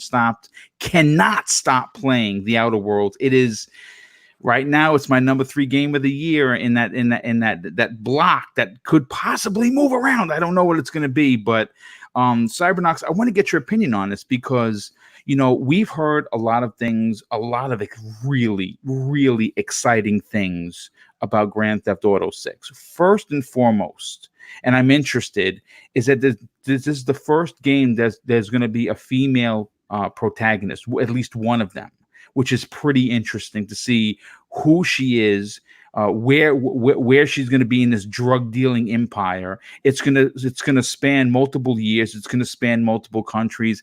It almost seems like someone's dream that they wrote down. And when they woke up from a fever dream, like it's so big, it doesn't even seem that it would be possible on the current consoles. And for me personally, because I'm a no compromise kind of a dude, I would want this to be on next gen only, simply because this is going to be the biggest GTA in the history of the franchise. What are your thoughts on it possibly being exclusive to the PS5 and Xbox Scarlet? And do you want it that way? I don't have a problem with that at all. At all. Like most of you guys here, like I want to experience this game in the best possible way that I can, and I think that's going to be next gen. We're seeing some issues now, where kind of like Midway alluded to, that games are so demanding that the hardware can't keep up, and if it can't keep up, it's struggling to keep up. So Rockstar has they do amazing work. Just look at what they did with Red Dead Redemption 2 on the Xbox One X. That game looks phenomenal, phenomenal. And I think to Rockstar's advantage as well, the longer they take to make this game, the more hype they're gonna create. And the more and more people are gonna be excited for it. Like, did everybody see the Red Dead Redemption's PC trailer? I slobbered all over it. Are you kidding me right now? My God. I didn't think that game could look any better. Now, can you imagine getting that level of detail in 60 frames on your console? It doesn't my eyes can't handle it. I need to God, change my underwear. Just think about it. Exactly. That game looks amazing. Rockstar is on a different level when it comes to that. Their open world, everything that they do, their mechanics, their animation, they're going big on this game. And like everyone here, I'm sure that we just want to play the best version of this game, and that's going to be on the next gen. Now, the only way that I can see them releasing it any sooner, but I don't think they're going to, is kind of what Shady alluded to earlier. If they want to start, everyone to play it now on this generation, and then kind of do what they did with Grand Theft Auto 5. They put out a version here now for this gen, and then next gen they put out their superior version. But games nowadays, we have too many games, and we don't only have a lot of games to play till then. Games are bigger now than they were before. It takes a long time to complete some of these games, so take your time, Rockstar. No rush. Do what you need to do, because I know when that Grand Theft Auto 6 comes out, it's going to be amazing. No, I agree. Absolutely. I think it's going to be an epic. It's going to be a game that we're going to be talking about 5 years after its release. I really, truly believe that. Tempest Sun, I'd like to get your final point on this. Are you there, sir? Oh, yeah. Here. Okay. So listen, the fact of the matter is this.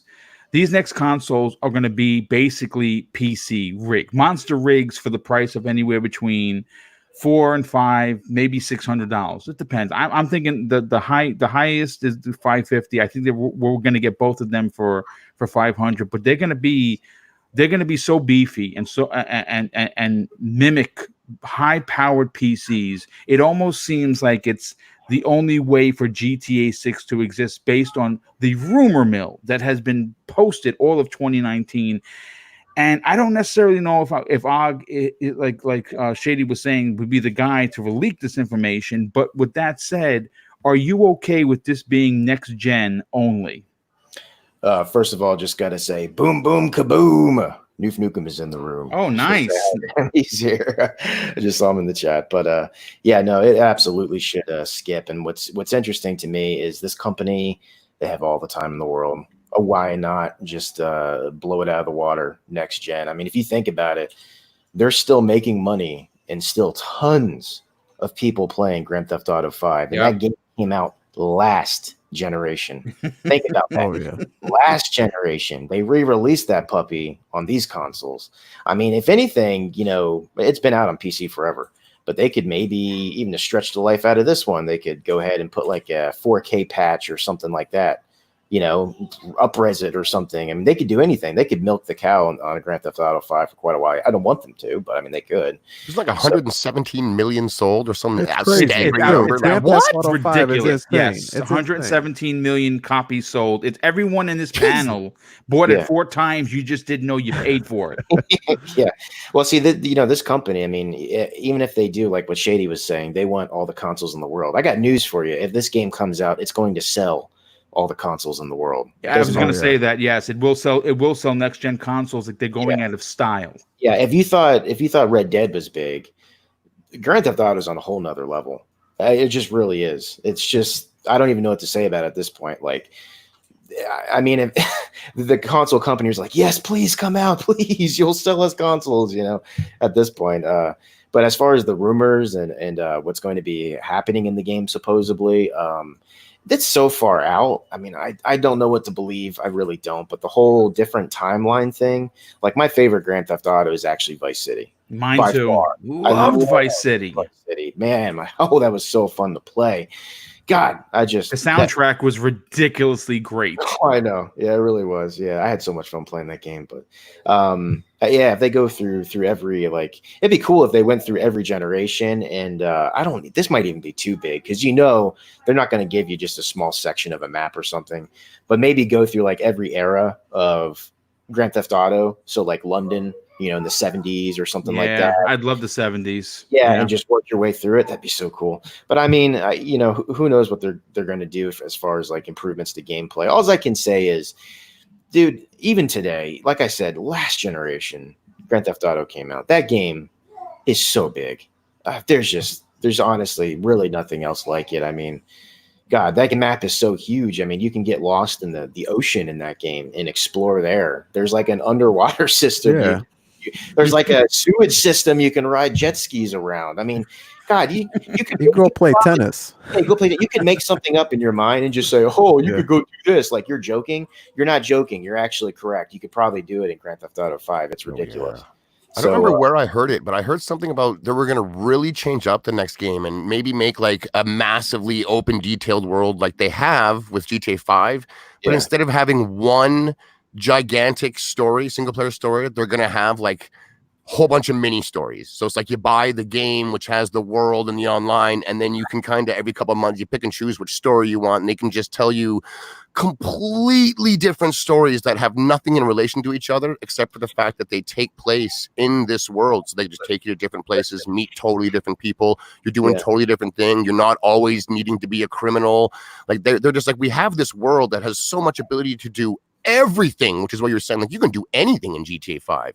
We could make so many different games, tell so many different stories. Why limit it to just one campaign? I don't remember where I heard that, but I kind of heard that getting tossed around a bit, and I think that would be amazing. I would prefer that over just one big story myself. I would too. The reason why is because the campaigns are so beefy, but also with the ability to do so much at any given time. I have to be honest with you. It almost gets exhausting in a good way. It is daunting to say the least. Yeah, I mean, you're doing story quests and you could blast right through them. And to their credit, if you do, it's still a 30, 40-hour game. It is. Yeah. So it's huge. It's amazing. But you add all the side activities you can do in there. And before you know it, I mean, like I said, it's a good thing. It's great. It's all good. But it does get a little like, where was I? You could spend 100% hours before you make it to the next story mission. You're like, well, okay, seriously, what happened last time? And they're long. So if you were to break a 40-hour story up into 4 10-hour stories, oof. It would be something. Listen, I'm all good for change. I really want GTA 6, and I would like it. But I want to move on to the next topic, and we're going to come back around to Sony. But before I do, the bad boy life with the outstanding generosity of a $10 super chat. He says, "You go, Boom. Hey, Rand, keep up the great work. GTA 6 and Cyberpunk next gen for me. I'll wait to play them then, if not exclusive." I don't think that either of them are going to be exclusive because that would be suicide for Rockstar to have it on one console. It's not. It's going to be multiple consoles because they're going to want to sell maximum profit to all of the 2K shareholders. But in a story that I pulled from Gaming Bolt, Ghost of Tsushima was once planned for the first half of 2020. Now it's been pushed back to later in the year, with The Last of Us 2 getting delayed, which we opened up, of course, with the show with. And here's the thing, there have been a lot of people on social media, a lot of content creators, my own personal opinion on it, that have been suggesting that this delay could potentially and probably push Ghost of Tsushima to not only holiday of 2020, but to actually be a launch title for the PlayStation 5. Now, I think this is a great thing because right now, Sony kind of shot their load, right? They've had a great streak of massive exclusives, right? And as we get closer to the PlayStation 5, if everything launched, we have no idea what's going to launch with that title. I mean, launch with that console. Like we have, I mean, for me personally, I'm still hoping that Horizon Zero Dawn 2 is one of those launch titles, but I'm just not feeling it that that's going to happen. Actually, Horizon Zero Dawn 1 is probably one of my favorite games this entire generation. I talk about it all the time. I've been championing that game since I was on Crossfire, and you know how I got browbeat on that panel. It's brilliant gameplay. That game is absolutely brilliant moment-to-moment gameplay, and the graphics melted my face off. Yeah, it did. So I mean, I'm hoping that we're gonna get it. But here's my question, and Rand, I want to go to you. This is a very heated topic, both here and in the chat, and I'm sure it's been crazy on social media. Now, Ghost of Tsushima, there was an article put out today, and I didn't pull the article because there was already too much already written. That they're saying that it's going to push the boundaries of what you expect in a PlayStation exclusive game. Now, with that title alone, my mind cannot keep up with it because, quite frankly, their first-party titles are incredible. But, Rand, my question to you is this. With this massive delay of The Last of Us 2, and when you say May, it's not May 3rd, it's May 29th. So, basically, it's June when this game is going to be released, right? Right before E3, which is crazy, but that's when The Last of Us 2 is coming, if there aren't any more delays, which I doubt. Ghost of Tsushima is going to be such a massive game. There's no way you need to give this game, like you said earlier, room to breathe. It needs its own space. Sucker Punch is an amazing developer, right? And this is their coming out party. They've been working on this game for a long time. In your opinion, Rand, do you think that this could potentially be or moved to I mean, again, PlayStation 4 players are going to get this game, but how incredible would it be for Sony to be able to say, look here, folks, you buy a PlayStation 5, you get this version of this game, and it melts people's eyeballs. What do you think about that, dude? Yeah, I think Last of Us has kind of set the nail in the coffin for this game being a launch title for the PlayStation 5, but also still coming onto the PlayStation 4. Because I'm looking at it like Last of Us is coming out at the end of May, right? Like you said, basically June. Not a lot of companies release products in June or July. And usually, as we saw this year, they might release something at the end of August. But Sony they did it with Spider-Man. They released something in September. So like the earliest I'm looking at a Ghost of Tsushima game, a new IP, a game that they would need to market a lot and give it a good window to actually sell so they can make sequels, is September. That's like the earliest you could do it, right? But the thing is, if you do that, it's like new console will be out in 2 months after that, October, November. So why not just push it 2 more months, make sure the game's as polished as it is and have it be a launch title for the PlayStation 5 when it launches in November, but also release it as a standalone PlayStation 4 version. Like, so you've met all your requirements. It reminds me a lot of what Microsoft is doing with Halo Infinite. You know, they announced Halo Infinite in 2018, and it was announced originally for the Xbox One and Windows 10. And then this year, 2019, they officially came out and said it's launching with Project Scarlet, so holiday 2020.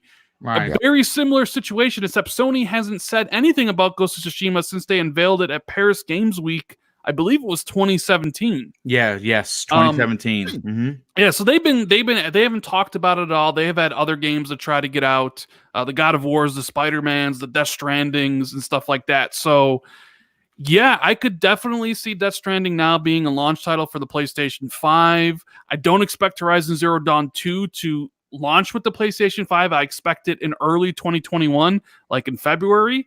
But that's where I'm kind of leaning towards it launching. I look at it, I'm like, they really can't launch it in September with the new console 2 months away, can they? No. I mean, there's not a lot of time there. So I think, I don't know, I could be wrong, but I think Ghost of Tsushima will be like the big exclusive for the PlayStation 5. And maybe Sony goes out there and money hats some smaller mid-sized developer, like kind of to get some games made for them, similar to what like Xbox and PlayStation did themselves with the launch of the PlayStation 4. Yes, great point. Yes. But yeah, that's kind of what I'm leaning on right here.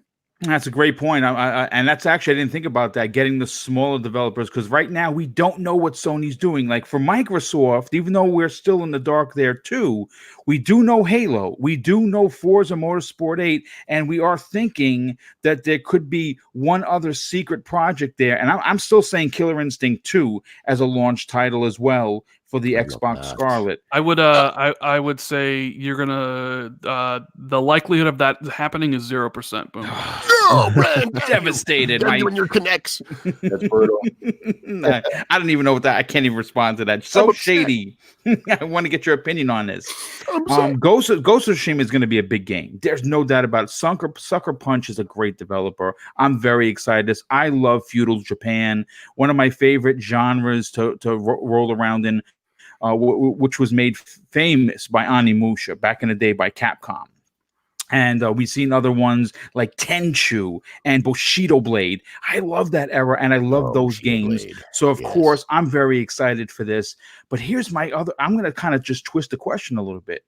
Because Sony has not talked about their future plans, because Horizon Zero Dawn 2, even though it would be an amazing launch title, may not be there, does the PlayStation 5 need Ghost of Tsushima to be there at launch? It needs something, right? Like every console has to have something. It just does. That's the way it goes. Even if it's going to be a multi-platform, multi-generation game, Zelda absolutely lit the charts up when it launched on the Switch and on the Wii U. It coming out on the Wii U didn't affect Switch sales. It didn't restrict games being sold on the Switch. In fact, I think Zelda sold more copies than there were Switches, for the love of God. So I'm pretty sure these other game companies were taking notes. And that's why we're getting Halo launching on the Scarlet and this current gen at the exact same day. And I don't think it's going to be two versions. You're not going to go and like buy the Scarlet version off the shelf or buy the Xbox, X version, let's say. And then if you have that one, you're not going to have to go and buy the Scarlet version again. I think that's over. This is going to be a multi-generation title, and it's just going to know what hardware you have. If you have the Xbox and Xbox X, your Halo Infinite version will run like X, Y, and Z. And if it recognizes you have a Scarlet, it'll download a Scarlet patch, kind of like what the X enhanced games are doing now. I think Ghost of Tsushima will do the exact same thing. So you'll just buy whatever version they put out. I want Ghost of Tsushima. And if you have a PS5, I think this will come out on launch. This makes perfect sense to me. They haven't said anything else, nothing. I mean, Sony's been quiet. When they said they're laying low a couple years ago, I don't think anyone realized just how low they were planning on laying. The guys are almost laying in a grave as far as social media presence and doing shows and stuff. Like, they're still popular. They're still selling stuff. But as what they're doing, what's coming, nobody knows. They're not saying squat, generally. So I think Ghost of Tsushima was it. That first gameplay reveal was stunning. Stunning. It sold me on the amount of leaves blowing around on screen with these dudes' legs. I was like, what? Do you see how many leaves there are? This looks like it looked fantastic. I want to slice and dice dudes. It looks like it's going to be gritty. There might be a limb or two flying. There better be a limb or two flying. Oh, I'm sure there's going to be limbs all over the place. Yeah. This is going to be a big game for them. And with Last of Us 2 now, like you said, kissing up against June, there's no way it's coming out.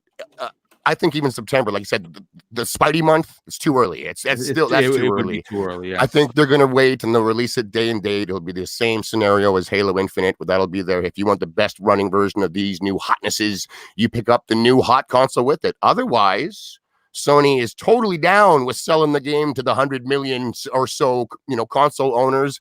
And I fully expect it to be streamable, even maybe natively launch on PC 6 months down the line. But a launch exclusive, a launch game available on the PlayStation platforms.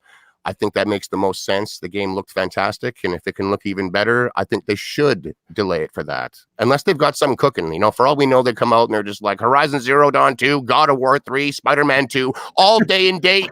Yeah, right. It's over. Kaboom! Megaton times 10.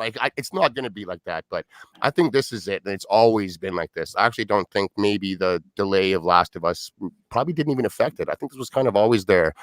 Hidden weapon they were going to bust out, and it would have looked even better when they showed it to us again. So we'll see, but I don't think we'll be waiting too long, a year.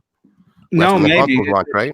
It's certainly possible, but it's going to be interesting because they have really, you said it good. I couldn't put it any better. They've been really lying low about low. They're winning every limbo contest on the planet. They're winning every one of them, hands down. They just slither across the ground like a puddle. You know what I'm saying? They are laying low. Real quick, I have to thank Sir X-Men for the additional $5 super chat. He says, "Tell me the best looking game on the Xbox One X is Shadow of the Tomb Raider." Everyone talked about about how great the game looks on the Xbox. And for me personally, it wasn't Shadow. It was Rise of the Tomb Raider, still one of my best, I think, in my opinion, like I could be wrong, but best looking games on the Xbox One X. I like Shadow, but I just think Tomb Raiders, the second one was done even better, and it looks amazing. Tempest Son, I want to get your opinion on this. Ghost of Tsushima, there's no doubt about it. It's a major exclusive. And it's coming from a company that I think a lot of people that are old school Sony fans on the PlayStation 3 are going to appreciate, because they've done some pretty incredible open world games. This looks like a masterpiece. It looked like a masterpiece in 2017. I could only imagine what it looks like now. But my question is, because of the delay of The Last of Us 2, is it almost inevitable, written in stone pretty much, that this is going to be a launch title for the PlayStation 5? And that's actually a good thing. I would say yes, but I mean, if we remember, maybe it was different because it was a second-party game technically at the time, but they released God of War, and then only a few months later they released Spider-Man. So you don't know. I do think it got delayed to probably like a launch title, though. That was the first game in a while that really caught my wife and I's eye. We're like, oh man, because we like that kind of stuff, and it looked really cool, man. The graphics, the grass flowing, and the leaves were everywhere. I mean, it was so like I don't know, just the old school, Japanese samurai movie. It looked perfect. It was awesome. It was pretty cool. So I'm excited for it. The only thing that has me, a little bit reserved is I didn't like Sucker Punch's last outings. What the heck? I mean, I even forget the name, but they had Second Son. Yeah, Second Son, and then even the ones on PlayStation 3. I didn't care. I didn't like as much as the original two. To be honest. I didn't care for it. Like I don't think the characters were written all that well. Now, but maybe if they were more laser focused on a certain theme, they can really dig deep, do their research. Maybe we can come out with you're not going to have a white Tom Cruise, some white dude being the last samurai, but I love that movie. It's such a cool thing. So I'm surprised that they went that route. But you know what? People have been begging for the Assassin's Creed franchise to give us, pseudo Japan, and Sucker Punch beat them to it, though. So I'll take it. Yeah, no, I agree. Well, I think it's going to be big nonetheless. Real quick, Cybernox, before I get to you on the final point of tonight's outstanding, which, by the way, we crossed 276 people watching live. Woo. That is that's record break. I mean, like 100+ record for this particular small show and my small channel. Drunken Ninja drops a $2 super chat. He says, will no back compat ruin the PlayStation 5 launch? Well, they have to have it. I think they talked about it. I think that if they don't have it, it's like trying to run a race with one sneaker. Don't do that. I really want them to have back compat, and I wanted them to really show the fans that they give a shit. And back compat is a must. But Cybernox, in your opinion, considering we know nothing, not even an inkling of what Sony's going to do for the PlayStation 5 launch, do you think that this delay for The Last of Us is kind of like a blessing in disguise, so to speak, that they could logistically push Ghosts back without enraging the fans, and at the same time giving them a big first-party exclusive to launch in the same vein that Microsoft's going to release Halo Infinite when they release the Scarlet? Well, I was extremely surprised when we saw that it was coming out for the PS4. I was for sure thinking that this was a PS5 title all the way. Now, I think it would be smart for them to release this as a PS5 title or a PS5 launch title, just so they can help that transition of having this 100 million consoles sold, having all those consumers whoever likes that genre, transition to the PS5, because I think that's going to be one of their biggest challenge. But I still think that because their market share, or they have so many consoles out there on the PS4, that they'll need to release this game on PS4. They'll have to. And I think this it'll probably be delayed till maybe summer, and then with an upgraded or an enhanced version coming out with a PS5, maybe even with a PS5 bundle, where you buy the bundle, you're going to get Ghost of Tsushima for free, the enhanced version. Yeah, but I'm looking forward to this game. I like everybody mentioned here, when I first saw the trailer, it was amazing. Sony knows exactly how to get fans interested in their games, just visually, graphically alone. They do a phenomenal job of this, like, showcasing their games. I think that's something that Xbox needs to start doing. I think they did a tremendous with the story trailer for Gears. I really enjoyed that trailer, so I think they're on the right direction. But I think I'll just wait for next year for this game to come out, and I'll probably play it on PC when it comes out to PC. It's gonna come to PC one way or another, the way that Sony's going. So yeah, but I think PS5 launch, this game will probably come out first on PS4 during the summer, and then probably be bundled with a PS5. It does make sense. It does make sense. And who jumped in at the last minute? And we know, obviously, we got to get out of here because it's past the 10 o'clock hour and people got to go. Gaming Forte. I know that you got stuck at work. Thanks for jumping in. I'm sorry we don't have really a lot to talk about. Oh, you're good. I just wanted to come say hi. Well, listen, hello, and thank you for being here, dude. And we missed you on tonight's show, but we will have you back next Monday. Hopefully, you don't get stuck working a double. Oh, no, I ain't stuck. No, next week I ain't stuck. I'm pulling manager rank next week. Somebody else will be stuck. I love it. Well, listen, thanks so much for being here. And of course, let's get everybody out of here. First of all, the final count for tonight is 277 watching live. I gotta say that, saying the number out loud, I've been doing this for just under 2 years, and I have never seen numbers like this. And this really tells me that whatever I'm doing good, and I'm doing right. And I'm really glad that everyone came out here. Of course, my panel guys, I couldn't have done it without you. Rand, I honestly cannot thank you enough for being here, working with you on this show, working with you on Breakfast at Boom, and being a guest with you on Crossfire and other shows that you've been on is a real treat for me, because I'm actually a fan. So working with you is a dream come true. I don't think you need the introduction, but I'm going to give it to you anyway, because your channel is something I watched for years, and you're closing in on 30,000 subs, and that is freaking unbelievable. You should have it by the end of the month, maybe even early November, because you're really that close. You run an incredible channel. You're very precise. And what I love about your work is that you're critical, but you're critical with knowledge and hashtag facts.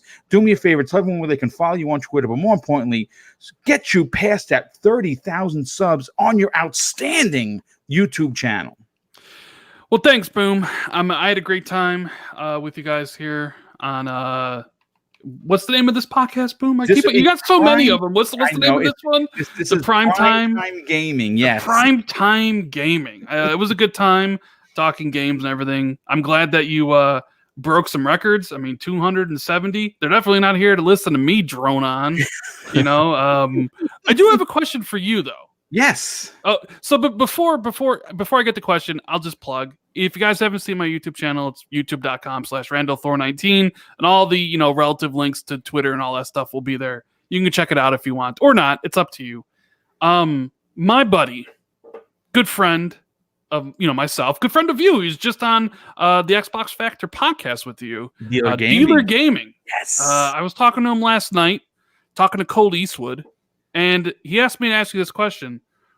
He wanted me to ask you, Boom, you got to tell me the truth. How many guys did you shoot when you were a cop? You know what's funny? He asked that question, and the answer is I have never in 21 years of serving the magnificent people of New York City ever even fired a single round. Not even once. Now, I can tell you that I can count on one hand how many times I've actually pulled my sidearm because it was necessary to do so. Only on one hand I can do that. You know, when I was a rookie, I had the very fortunate that I was raised by the veterans, and one thing that was taught to me as a very young police officer is that the minute the firearm comes out of the holster, it becomes a liability, not towards the people, but you have to take full responsibility that you got to pray that someone doesn't get that weapon from you and use it on you. So, and to be honest,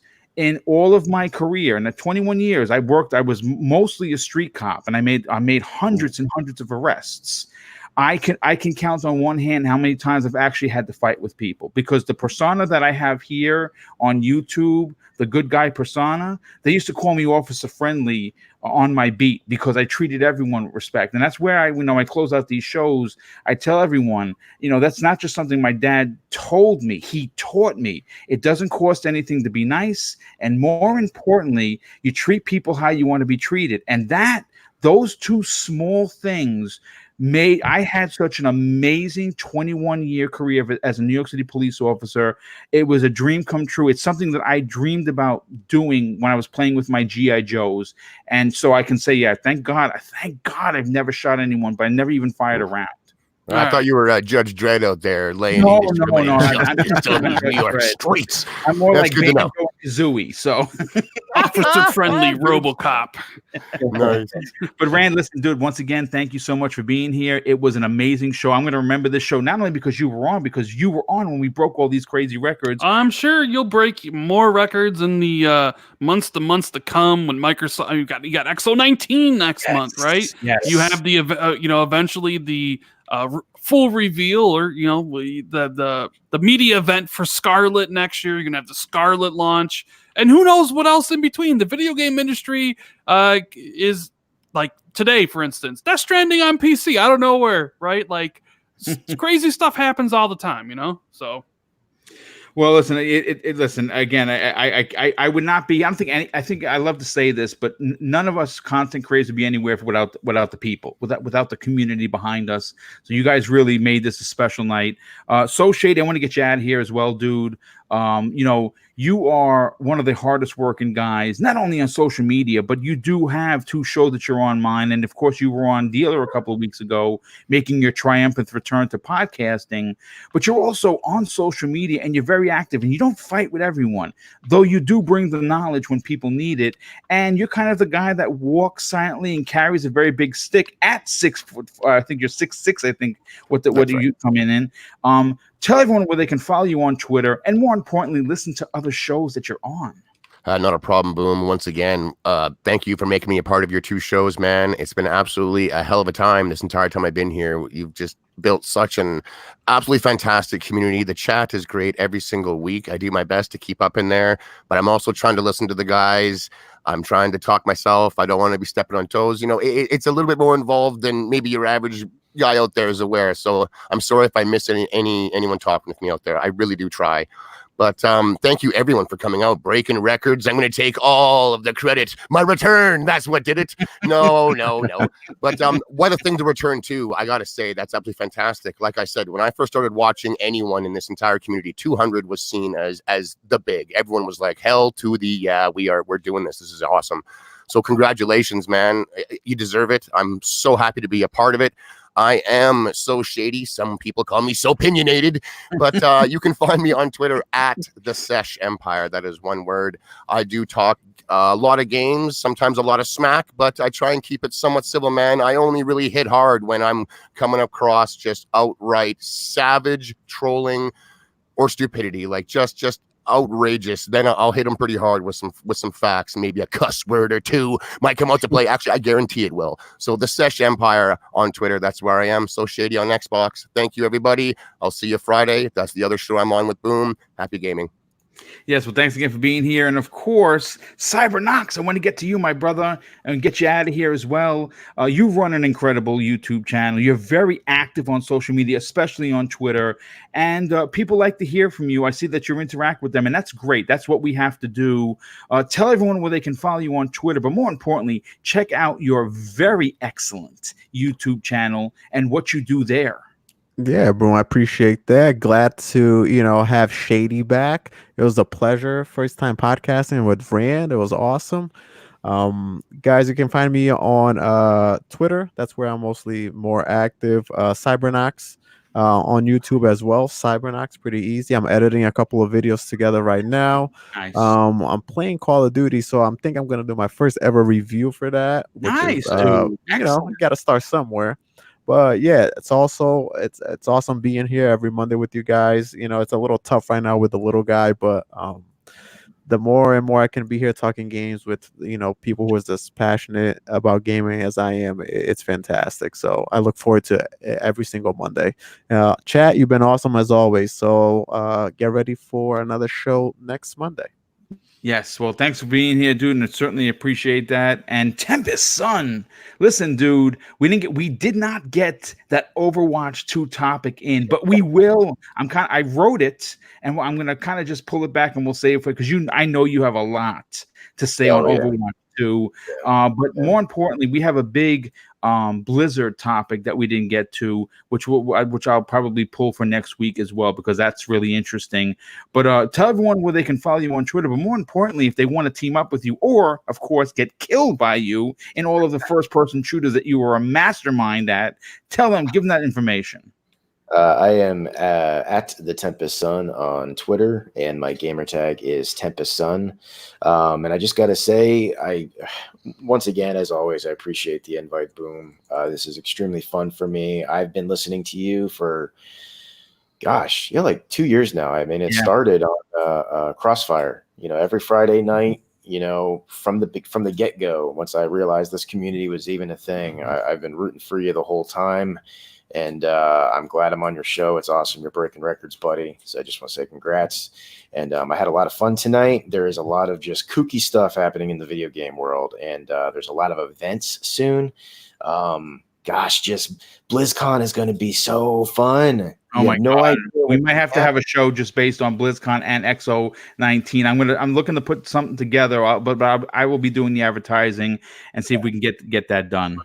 I have a lot to say. That's such a historical and huge company, and there's such weird stuff going on. But there's Mikey Barra is going to be the GM now. I mean, there's so much stuff that can come from that. I see that as a good thing. He's a good dude. So I don't know. That's interesting. And then we have XO coming up. So hold on to your butts.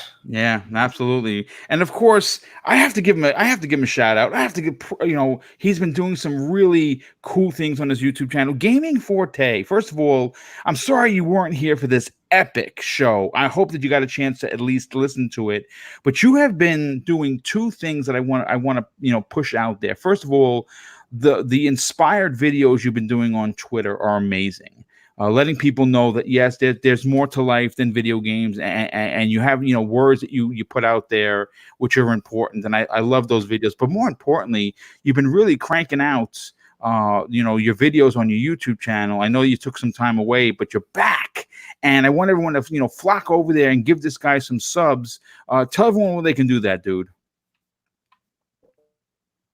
Oh, he must have been on mute. Okay, well, listen, if you don't know who he is, Gaming Forte is one of the most active dudes on these YouTube streets.